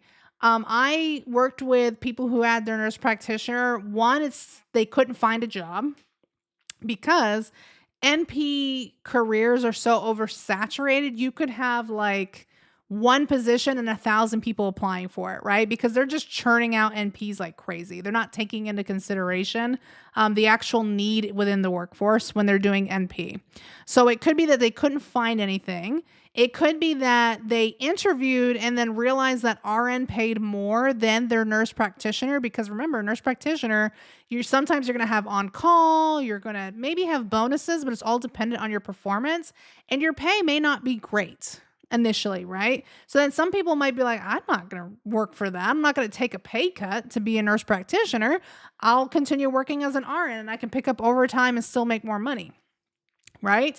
Number 3, it could be because they wanted you to already have experience. So a lot of NP roles, they don't want to hire graduate nurse practitioners because they don't want to have to train you, right? Because that training takes time. And then if you end up leaving and going and doing something else, and they wasted all of that time and money training you when you really didn't want to do what it wasn't, what the position was to begin with. Uh, I think that's really the big 3. I feel like there was a 4th one, but I can't remember off the top of my head right now. The 4th one. Or they got a position as an NP and they were like, screw this. And they left and they went back to nursing. That happens all the time. It happens more than you think it does. Way more than you think it does. So somebody asked a question earlier. Oh, I'll get to that question too about NPs. But yeah, I think that's what happens. I think that's why sometimes you see nurse practitioners. I can tell you based on my experience. I had somebody work on our floor when I was working ICU bedside nursing education. She was a nurse practitioner for 2 years before she could actually find a job. She worked for it for 6 months, left, and then never went back. She hated it so much. She was like, no, this is not for me. Not for me whatsoever. She's actually doing like med spa stuff now, which was, I mean, like good for her. But yeah, she was not doing bedside nurse practitioner. You kind of get in a situation too, and again, this doesn't happen to everybody, but I can say from personal experience from seeing it that some providers, whether it's MDDO, doesn't matter what it is, look down on nurse practitioners. Because specifically in the state of Florida, you have to work under the direct supervision of a provider. We don't have a whole lot of autonomy with nurse practitioner here within the state of Florida. Some states do, but not all. But there's some providers that are real, they like to look down on nursing. They exist. Not all of them. I've worked with some fantastic doctors and I love them so much. But there's some of them that are just... And when you get stuck with that person, it takes it sucks all the joy out of the position. Somebody asked about what do I think about fully remote NP programs? I do not support them. And let me explain to you why. So I did because I tried to do NP twice. It was stupid. I shouldn't have done it. The first time I did nurse practitioner school, I actually was doing a university nurse practitioner school. It was hybrid. So some of it was online, some of it was in person. Most schools are like that nowadays. That one was okay. The reason why I don't support fully remote nurse practitioner programs is because you may be going to a school, and I'm almost positive because all of them are the same, where you have to find um, your own clinical site and clinical person. And they have to meet a very specific kind of requirement in order for those hours and that experience that you get to meet their requirements.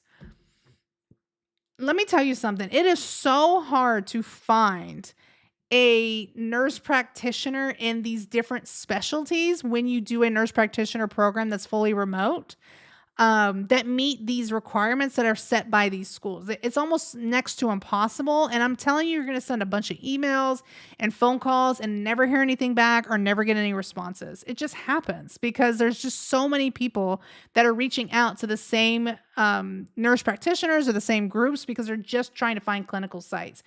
I don't support it. I don't think we should have fully remote nurse practitioner programs. I feel like we should have schools where, just like in nursing school, they find clinical sites for you so that you're not having to stress about finding a clinical site and then having to drop a semester because you were unable to secure somebody in enough time and then having to repeat that class. I don't agree with it. I don't think it's right. I don't, for the amount of money that you spend on these programs, no. That's just my personal opinion about it. I would not do a remote nurse practitioner program.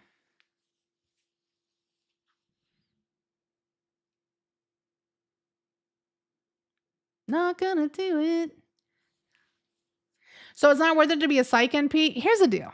I don't want to scare you from becoming nurse practitioners. I've never worked with a psych NP, so I don't really know what that looks like. And I've worked with primarily like ICU and like pulmonary, neurological type of nurse practitioners. That's who I worked with. I can tell you that each and every single one of them were not happy.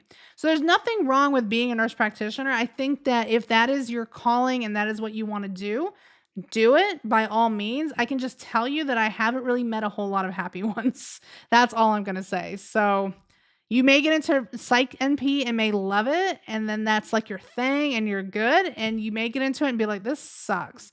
But then you just spend a whole bunch of money on a career that maybe wasn't great. So what I would say is that if you're unsure, see if you can shadow. See if there's an opportunity for you to shadow somebody within the specialty that you want to be, just to see if that's actually something that you want to do. All right, double question. Okay. Would you ever interested in pursuing a CRNA with your credential? Just curious. Or the second part of the question is, are you done with school or will you go back? Did I ever want to be a CRNA? Was that the first one? Yeah, and then are you done with school or will you go back? So, I never had the want to be a nurse practitioner, or not nurse practitioner, CRNA.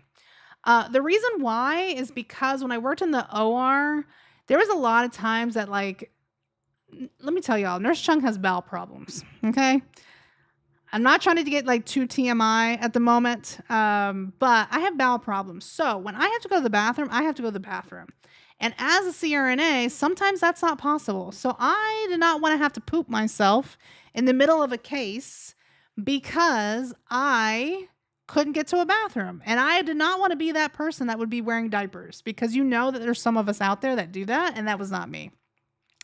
I got to poop. So CRNA was never a thing for me after doing like my little stint in the OR, especially with CVICU, CVOR. That was not something that I really wanted to do.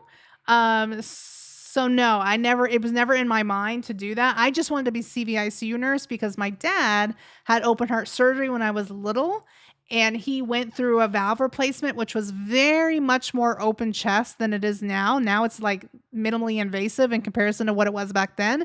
And that was what I wanted to do. I wanted to experience what it was like to work as a CVICU nurse. So that was what called me to that. But no, CRNA was never when I became a CVICU nurse, it was never on my radar, by any means. And then do I plan on going back to school? Heck no. I want nothing to do. Everybody's like, you should go back to school and get your doctorate. Why? I'm not going to call myself Dr. Cheung. You know what I'm saying? Like they're really pushing right now for you not being able to use the doctor word So why would I waste my money on getting a doctorate in nursing practice when it's not something that I really need anyways? Because I'm not trying to teach in a nursing school. And if I am trying to teach in a nursing school, usually a master's in nursing education is okay anyways. I'm not trying to be a dean. I'm not trying to lead a program. I don't have that kind of time or that kind of commitment. Yeah, But mostly doctors is the corporate letter. yeah, that's the whole thing. Like, if you're a doctor in healthcare, they assume that you're a MD or a DO. And if you get your doctorate in something else, I can't say, "Oh, I'm Dr. Nurse Chung," because then society is going to think that I have a medical degree. So that's what we were talking about earlier. So no, I don't really have any want or need. To be honest, I really didn't even want my master's in nursing education. I just got it because based on me being a bedside nursing educator with having a master's, I got a huge pay raise to have it. And it was easier for me to get into like the corporate ladder and things like that. So no, if I was to go back to school, it'd be for something else completely. So different question. Mhm. Would you think you will actually like being an NP if you live in a state where you can like own your own practice without shadowing that one? I think that if I lived in a state like New York, where you have complete autonomy as a nurse practitioner, then I think in that situation, I probably would have actually liked it and I probably would have done it. Because there's somebody online, I can't remember her name, but she's a nurse practitioner and she opened up a IV hydration business in South Carolina. And because she has autonomy, so I think she still works with a provider, but she's got a lot more autonomy than we would in Florida. So I think in that situation, I probably would have continued on. But at the time, because I was born and raised in Florida, I worked at the same hospital that I was born at when I became a graduate nurse.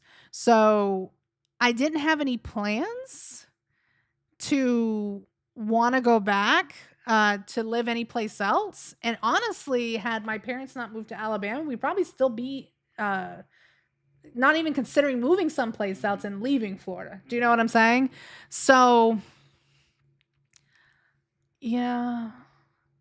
I probably would have had a different aspect on it. I think that when nurse practitioners are able to be provided with autonomy, I think it's a different situation. But when you are in a toxic environment as a nurse practitioner, it really does kind of like dampen the mood. That's why I say if you want to be a nurse practitioner, do it.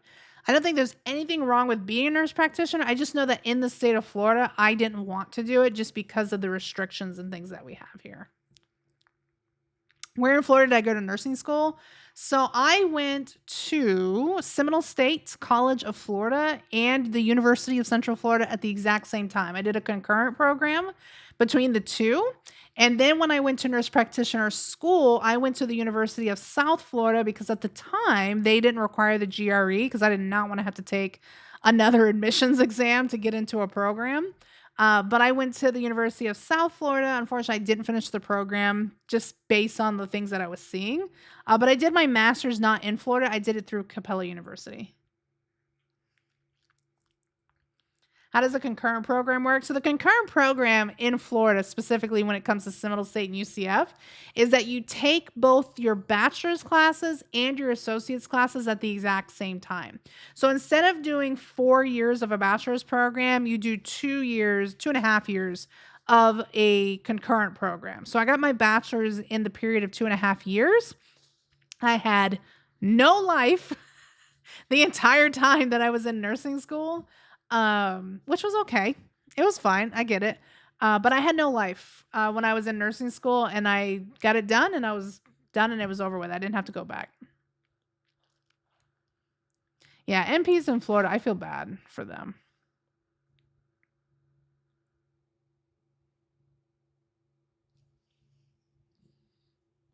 How common is it for NPs to regret not doing PA and MD? That one's kind of hard to answer just because of the fact that like every like NP has their own subjective feelings on it. So there's not like a reported outcome specifically on NPs that like regret it later on, but I can tell you that like a lot of things specifically in Florida is like having a broader scope of practice. NPs aren't autonomous, so they have to work under the supervision of an MD or a DO. So the fact that they have these limitations affects their ability to be able to like progress or do other things.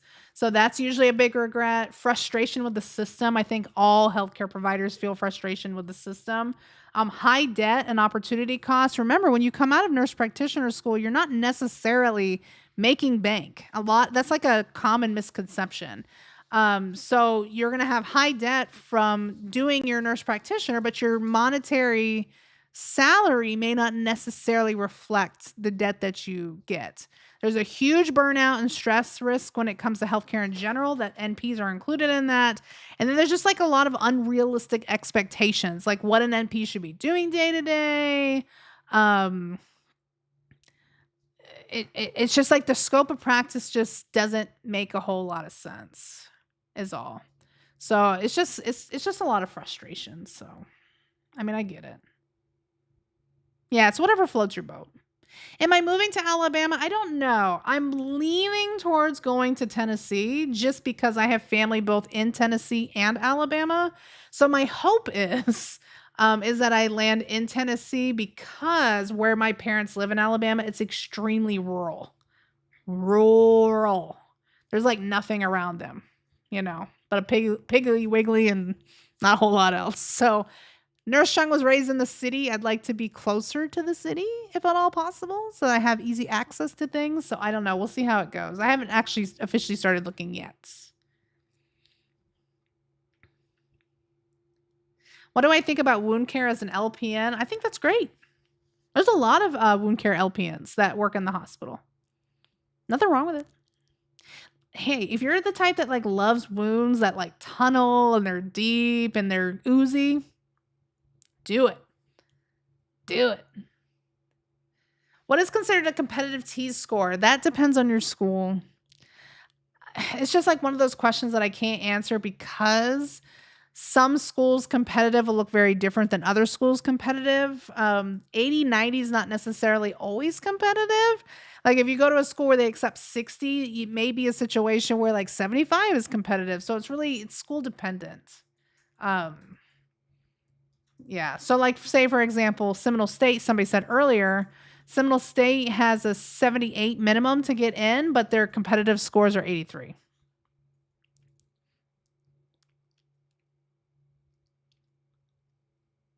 Have I heard of Gallon? I have. I don't have a whole lot of feedback on them though.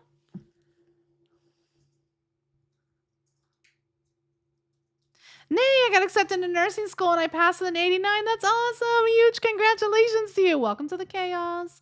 It's going to be crazy, but you're going to push through and you're going to be amazing. Oh, that's good. What do I think about accelerated nursing programs? If you already have like an LPN, then I say more power to you. I don't particularly agree with them even for the LPNs, but at least you have some experience, hopefully. Leaving LPN, going into the RN program and then doing an accelerated program that way. If you're trying to do like an accelerated associates program, I don't agree with those. I think you're putting yourself at a disadvantage when you come out of school. Typically, not always, but typically you're highly unprepared when it comes to healthcare. And you will learn a lot of things on the job, but there is a lot of things that nursing school will teach you that will help you ease into the career. And I think that's the problem with a lot of these accelerated programs is you're just going like 0 to 100 way too fast. Is your training mostly on the job? It is, but nursing school will teach you some things, right? It's going to teach you like how to interact with patients, like your foundations, like how to care for patients, how to look for priorities, how to see things that are abnormal. Like a lot of that's going to be taught in nursing school as well. So I've seen too many situations with accelerated students that came out of programs that were grossly unprepared for healthcare because they just sped through the program and didn't retain any of the information. So yes, nursing school will teach you how to pass the NCLEX, but it will also teach you the foundations of stuff you'll need to know as a graduate nurse too. How do I feel about an ASN? There's nothing wrong with it. There's nothing wrong with getting an associate's of science in nursing. Absolutely 100%. You can work as a registered nurse.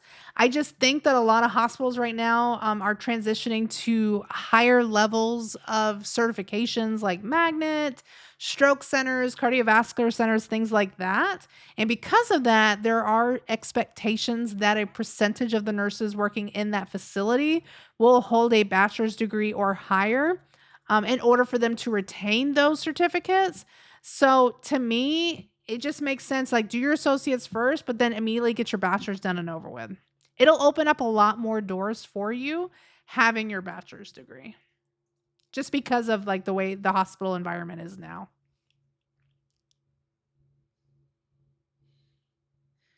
Where did we go for Halloween? We went no place. Give out candy. We gave out candy to little kids. That's all we did. We're old, remember? You have to remember, y'all, me and Mr. Chung are old, right? So here's what I'm gonna say. I'm young. I'm old young. I'm the new young, right? So I have officially reached an age that going out and partying during like Halloween and stuff like that just no longer entices me anymore. Nah. Old in the 40s. Hey, I am part of the millennial generation. I'll just put it that way. A lot of people tell me that I look younger than I actually am.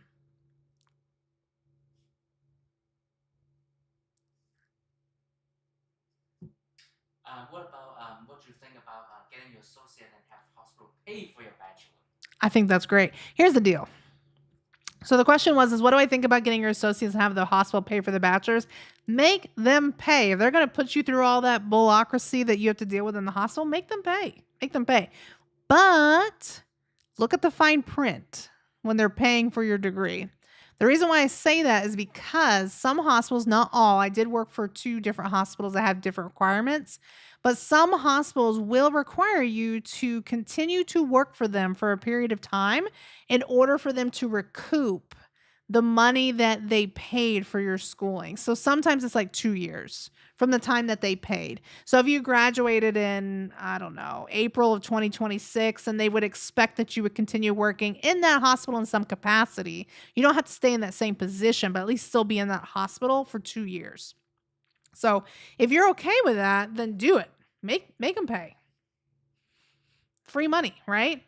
But if you plan on going to travel nursing in a year, just know that there's a very good opportunity that they are going to come after you for the money that they paid for you at a prorated range. Typically, if you work at least a year, they'll only come for half of it, but they will come after you for a portion of that money.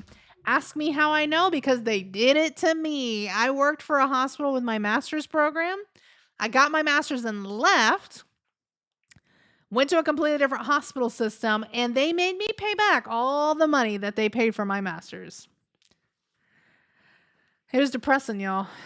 But there was another hospital that I worked at that paid for a portion of my schooling that they wouldn't have required me to continue working. It was just like in good faith type of deal. So it just depends on the hospital.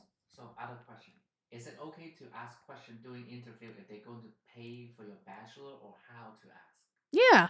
So the question was, is it okay to ask questions during the interview about whether they'll pay for your bachelor's and how do you ask? So typically I would wait till the end of the interview to have that conversation. Don't like come out the gate and be like, hey, bro, are you going to pay for my education? Because I ain't working here if you ain't going to give me no benefit. You're probably not going to get the job. I'm just going to put it out there. There's a good chance you're probably not going to get that job. So I would always wait until the end of the interview. Typically, if you have a good interview, the manager will say, do you have any questions for us? Well, yes, I do. And then that's when you can ask that question. Say, I just wondered what your policies were on paying for continuing education. There is a high likely chance that I'm going to go back to nursing school to get my bachelor's degree. And I'm just wondering how that works here. And then they'll go over, yes, so we offer this, and then we pay for this if you work full time or part time or whatever, because it's different depending on how often you work. And then you can just say, okay, is there a contract associated with that? Once they kind of give you the breakdown, and then they'll tell you, oh yeah, there's like a commitment where you'll have to continue working here for 2 years. And then you can make a determination if that is something that you want to do. But there's absolutely nothing wrong with asking about benefits that you will receive regarding your position. I wouldn't ask about pay. Typically, managers don't get to make that decision majority of the time. You can say, well, how much you going to pay me? They're not going to tell you because usually HR's figuring that out based on your experience and what degree you have. That's based off of the hospital's policies, not the manager. So, but if you're asking about like benefits specifically about continuing education and things like that, typically they can answer that. There's nothing wrong with that.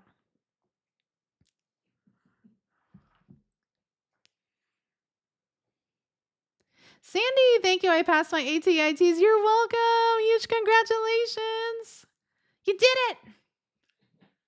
In my interview, they weren't even talking about my resume. We were talking about robots. Yeah, I ended up getting the job. I thought I didn't. Listen, y'all, if y'all start talking about random things, you probably have the job. To be honest, because that means that they're comfortable with you and they start talking about like just random stuff. You're probably good. And they're like, yeah, we're going to end up hiring this person. When I interviewed for my first nursing education position, they asked me what I did prior to nursing. And I was actually a belly dancer. For those of you who don't know, not a stripper. Everybody hears belly dancing. They automatically assume that Nurse Cheung was on the pole. No, Nurse Cheung was not on the pole. I was cultured. I was a belly dancer. So when I mentioned that, the rest of my interview was literally talking about that. I already knew I had the position after that. I actually called Mr. Cheung and I was like, I'm pretty sure I got this job. Yeah. I want Nurse Cheung to be my boss. Listen, I worked in management. What I would say when it comes to your managers is that sometimes you have really bad managers. It just happens, right? But sometimes you have managers that administration made bad, right? So like with me, I would constantly advocate for my team. I mean, I can't tell you how many meetings I was in, like trying to advocate for more orientation time and better pay and making sure that we had better ratios and to stop taking my staffing every time some other unit was understaffed because I staff my unit appropriately because people actually want to work here. Sometimes administration makes bad managers because administration has this ridiculous expectation that a hospital can run on bare minimum so that they can continue to make profits for their shareholders because they're also getting heat from the upper levels too. So just know that sometimes you have to give them like a little bit of grace because coming from the other side, sometimes administration sucks and it doesn't matter how much you try to advocate for your team. It's just that it falls on deaf ears. Show us a belly dance move? No, that was a long time That's ago, only. y'all. Only. Mr. Chun don't get it. What's the green flag when you're looking for? Okay, what is the green flag you look for when you interview people? When I interview people, Yeah, when you interview people, like what is the green flag you look for? That is a good candidate. There you go. somebody who's not too honest would be a green flag for me. Listen, y'all, when you go through these interviews are way too honest. I had one person that we interviewed that I said, what are your expectations? Like, what do you want to do for the next 5 years? And they said, well, I'm probably only going to be here for a year. And then I'm actually going to go back to travel nursing. I'm just trying to get my experience here so I can get higher pay someplace else. Of course, I'm not going to hire you. Like, have you lost your mind? Like, that's not like, stop being so honest. That might be your plan, and that's okay. But don't tell the people that are interviewing you that. That's crazy. So stop being so honest during your interview. That's a green flag for me. I'd rather just not know. Sometimes ignorance is bliss, right? I don't need to know everything. Don't get too crazy. So like I talked to you tonight about like my explosive diarrhea issues when it comes to me not working as a CRNA. I don't need to know that when you're going through your interviews, right? Like that's unnecessary. If you come to an interview, dress appropriately for the interview. I had one girl show up and her butt crack was hanging out of her. I mean, like she wore like a nice shirt and nice pants, but the pants were so tight that her butt, like literally I could see half her butt. And I felt bad for her, but I didn't want to be like, ma'am, your butt was hanging out. So, like, if the clothes don't fit, it's okay. Wear something else, or maybe wear like a jacket where it'll cover your butt so that your butt's not hanging out. Um, Okay. Besides that, how about when they ask you a question, you don't have an answer for that? How you turn that around? so if somebody asks you a question, you don't have an answer, how do you turn it Yeah, around? some kind of question based on those scenario. Yeah. Uh, Like I scenario think that question. not having an answer to a question is really going to be a problem with you getting a position. And the reason why is because, I mean, they expect you to be ready for anything. I think the whole point of an interview is to kind of gauge, like, are you able to answer the questions appropriately? And are you able to critically think about certain situations or certain things and provide an answer based on that thing, right? So I think that, like, if somebody was to say, talk to me about a patient experience where you maybe needed some like additional assistance in a situation, or a patient situation that was going bad that you made better, right? Like that type of situation. You've got to have an answer for that. So you might be thinking, "Oh, well, I wasn't really ever put in that situation." Lie. Lie and have a good answer for it, because even if you were just like, "Oh yeah, I had a patient where the patient was supposed to be discharged, and we ended up finding out that it really wasn't a safe discharge. The patient's family members were unable to take care of them at home, so that meant they would have been alone, and they really needed to have round the clock care. So I spoke with the nurse, and we coordinated with case management to come up with a solution where they maybe could get a little assisted living facility assistance before they ultimately went home, and that they had caregivers to take care of them a little bit later on." Lie. That never happened. That never happened for Nurse Chung. But the point is that I had a good answer, and that's what they're looking for. Because to be honest with you, like, most of the time, these interviews, they pretty much almost already hired you sometimes, depending on what your resume looked like. Your resume really is like the key of getting into the interview and getting the position. It's really they're looking at you to make sure like you are who you say you are. So if you're in an interview and you're just like, I can't come up with anything, because I've been in those interviews too. We tended to not hire those individuals because it just came across that they didn't have a lot of experience, or that they didn't Okay. prepare for the interview. Yeah. So lie. It's okay. It's okay.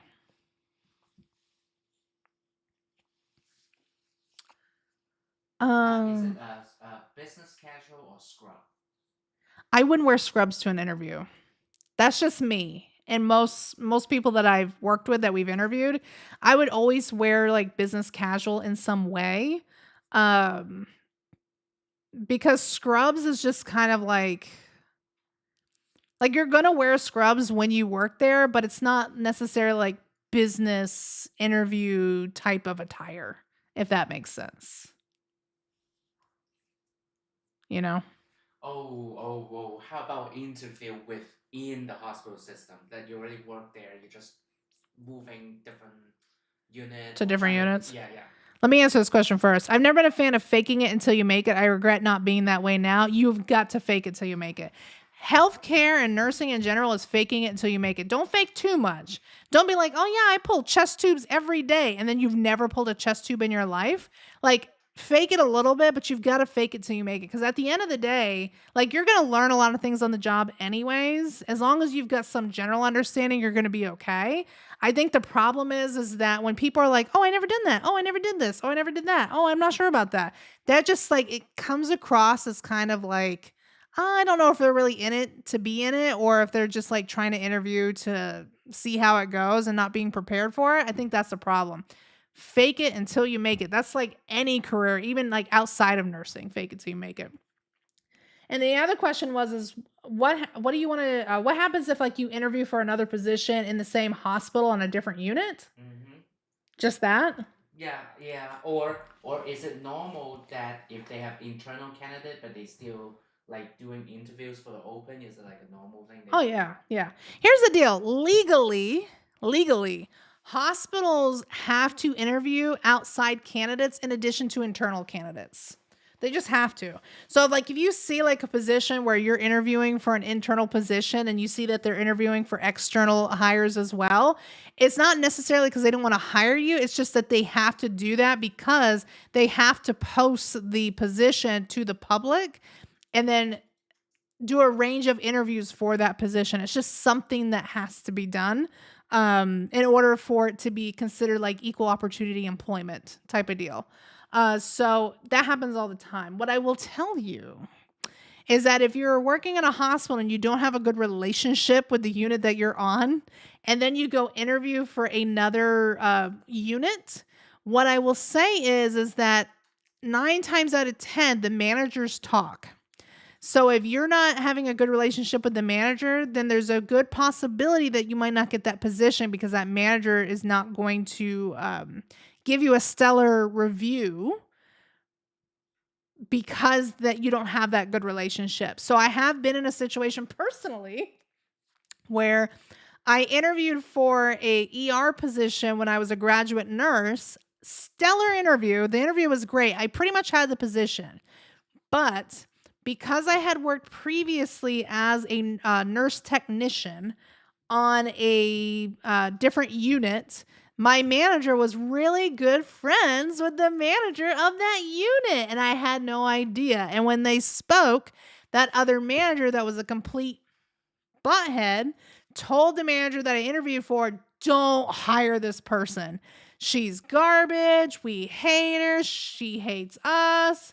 And then I never got the position, which was probably a blessing in disguise, to be honest. But it's the point that like it might be a better situation that you go apply at a different hospital in that situation, if you're able to, if you don't have a good relationship.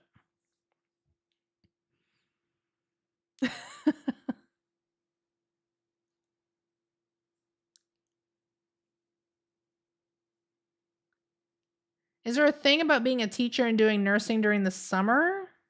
Like you want to be a teacher during the school year and then be a nurse during the summer? You can. You can do like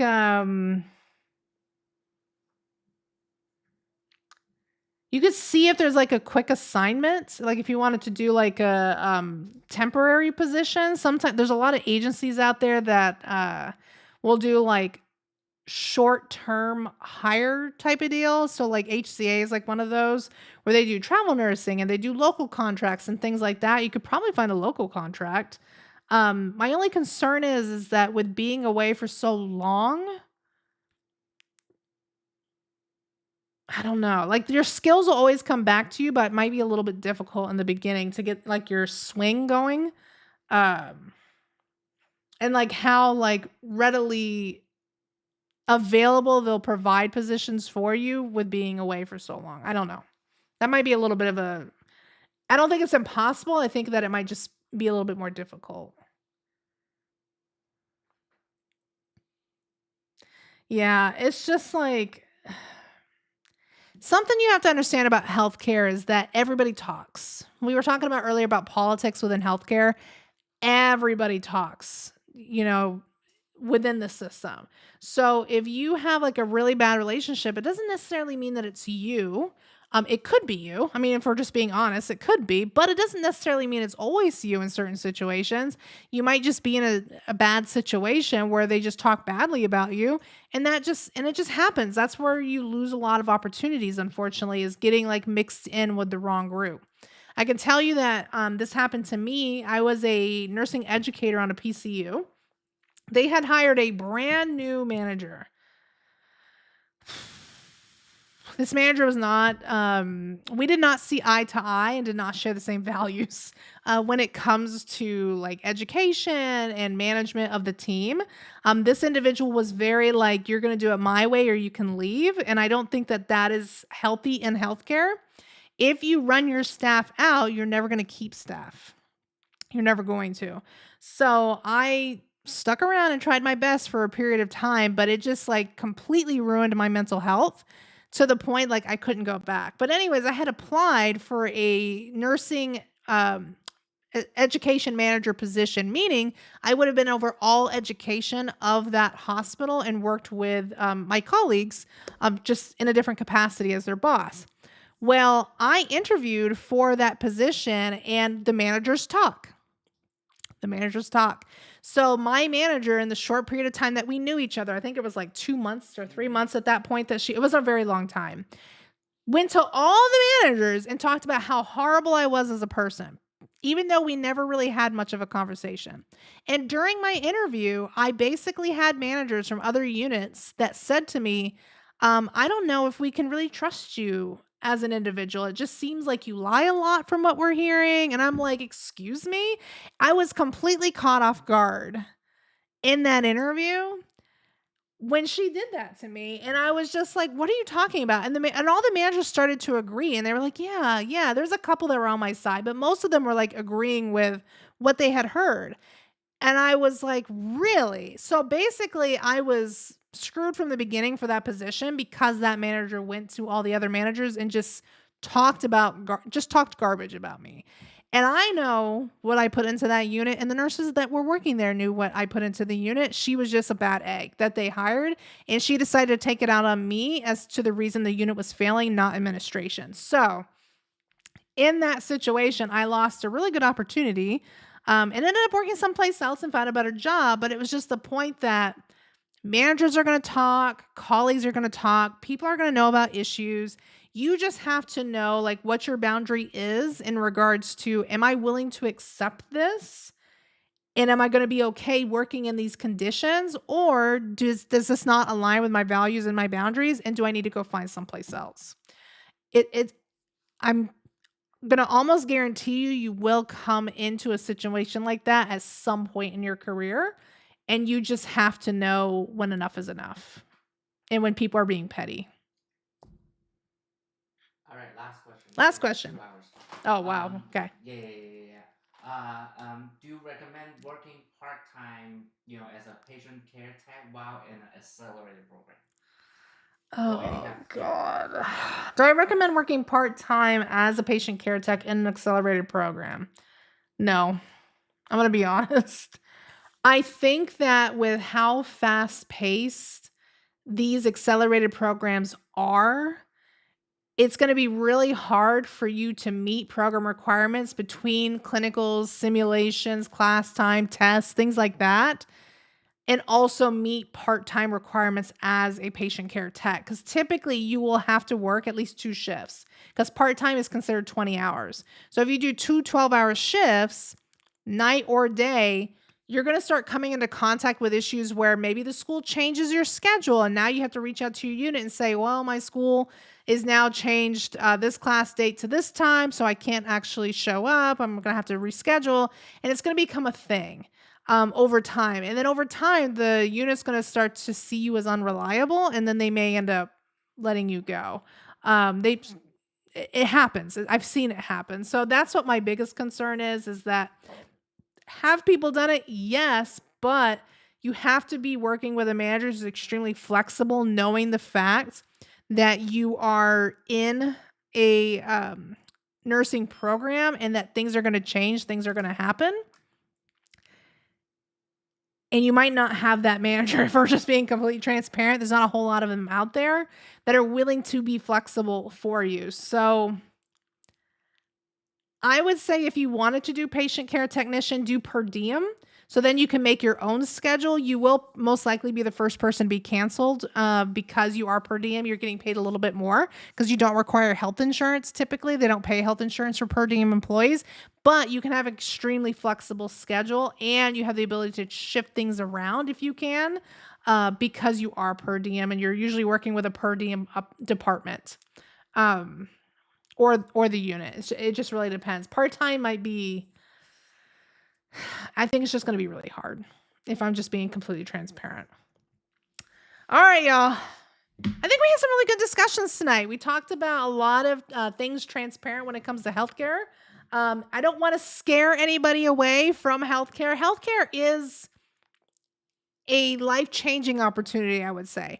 Yes, you're going to encounter the bullies. Yes, you're going to encounter the drama and things like that. But I think at the end of the day, the opportunities that you're going to have and the endless things that you can do, case management, bedside, clinic, nursing, I mean, home health, like just there's a ridiculous amount of opportunities that are available for you as a nurse, that many other specialties don't have. So I don't want to scare anybody away from the field. I just want you to be cognizant of what could potentially come.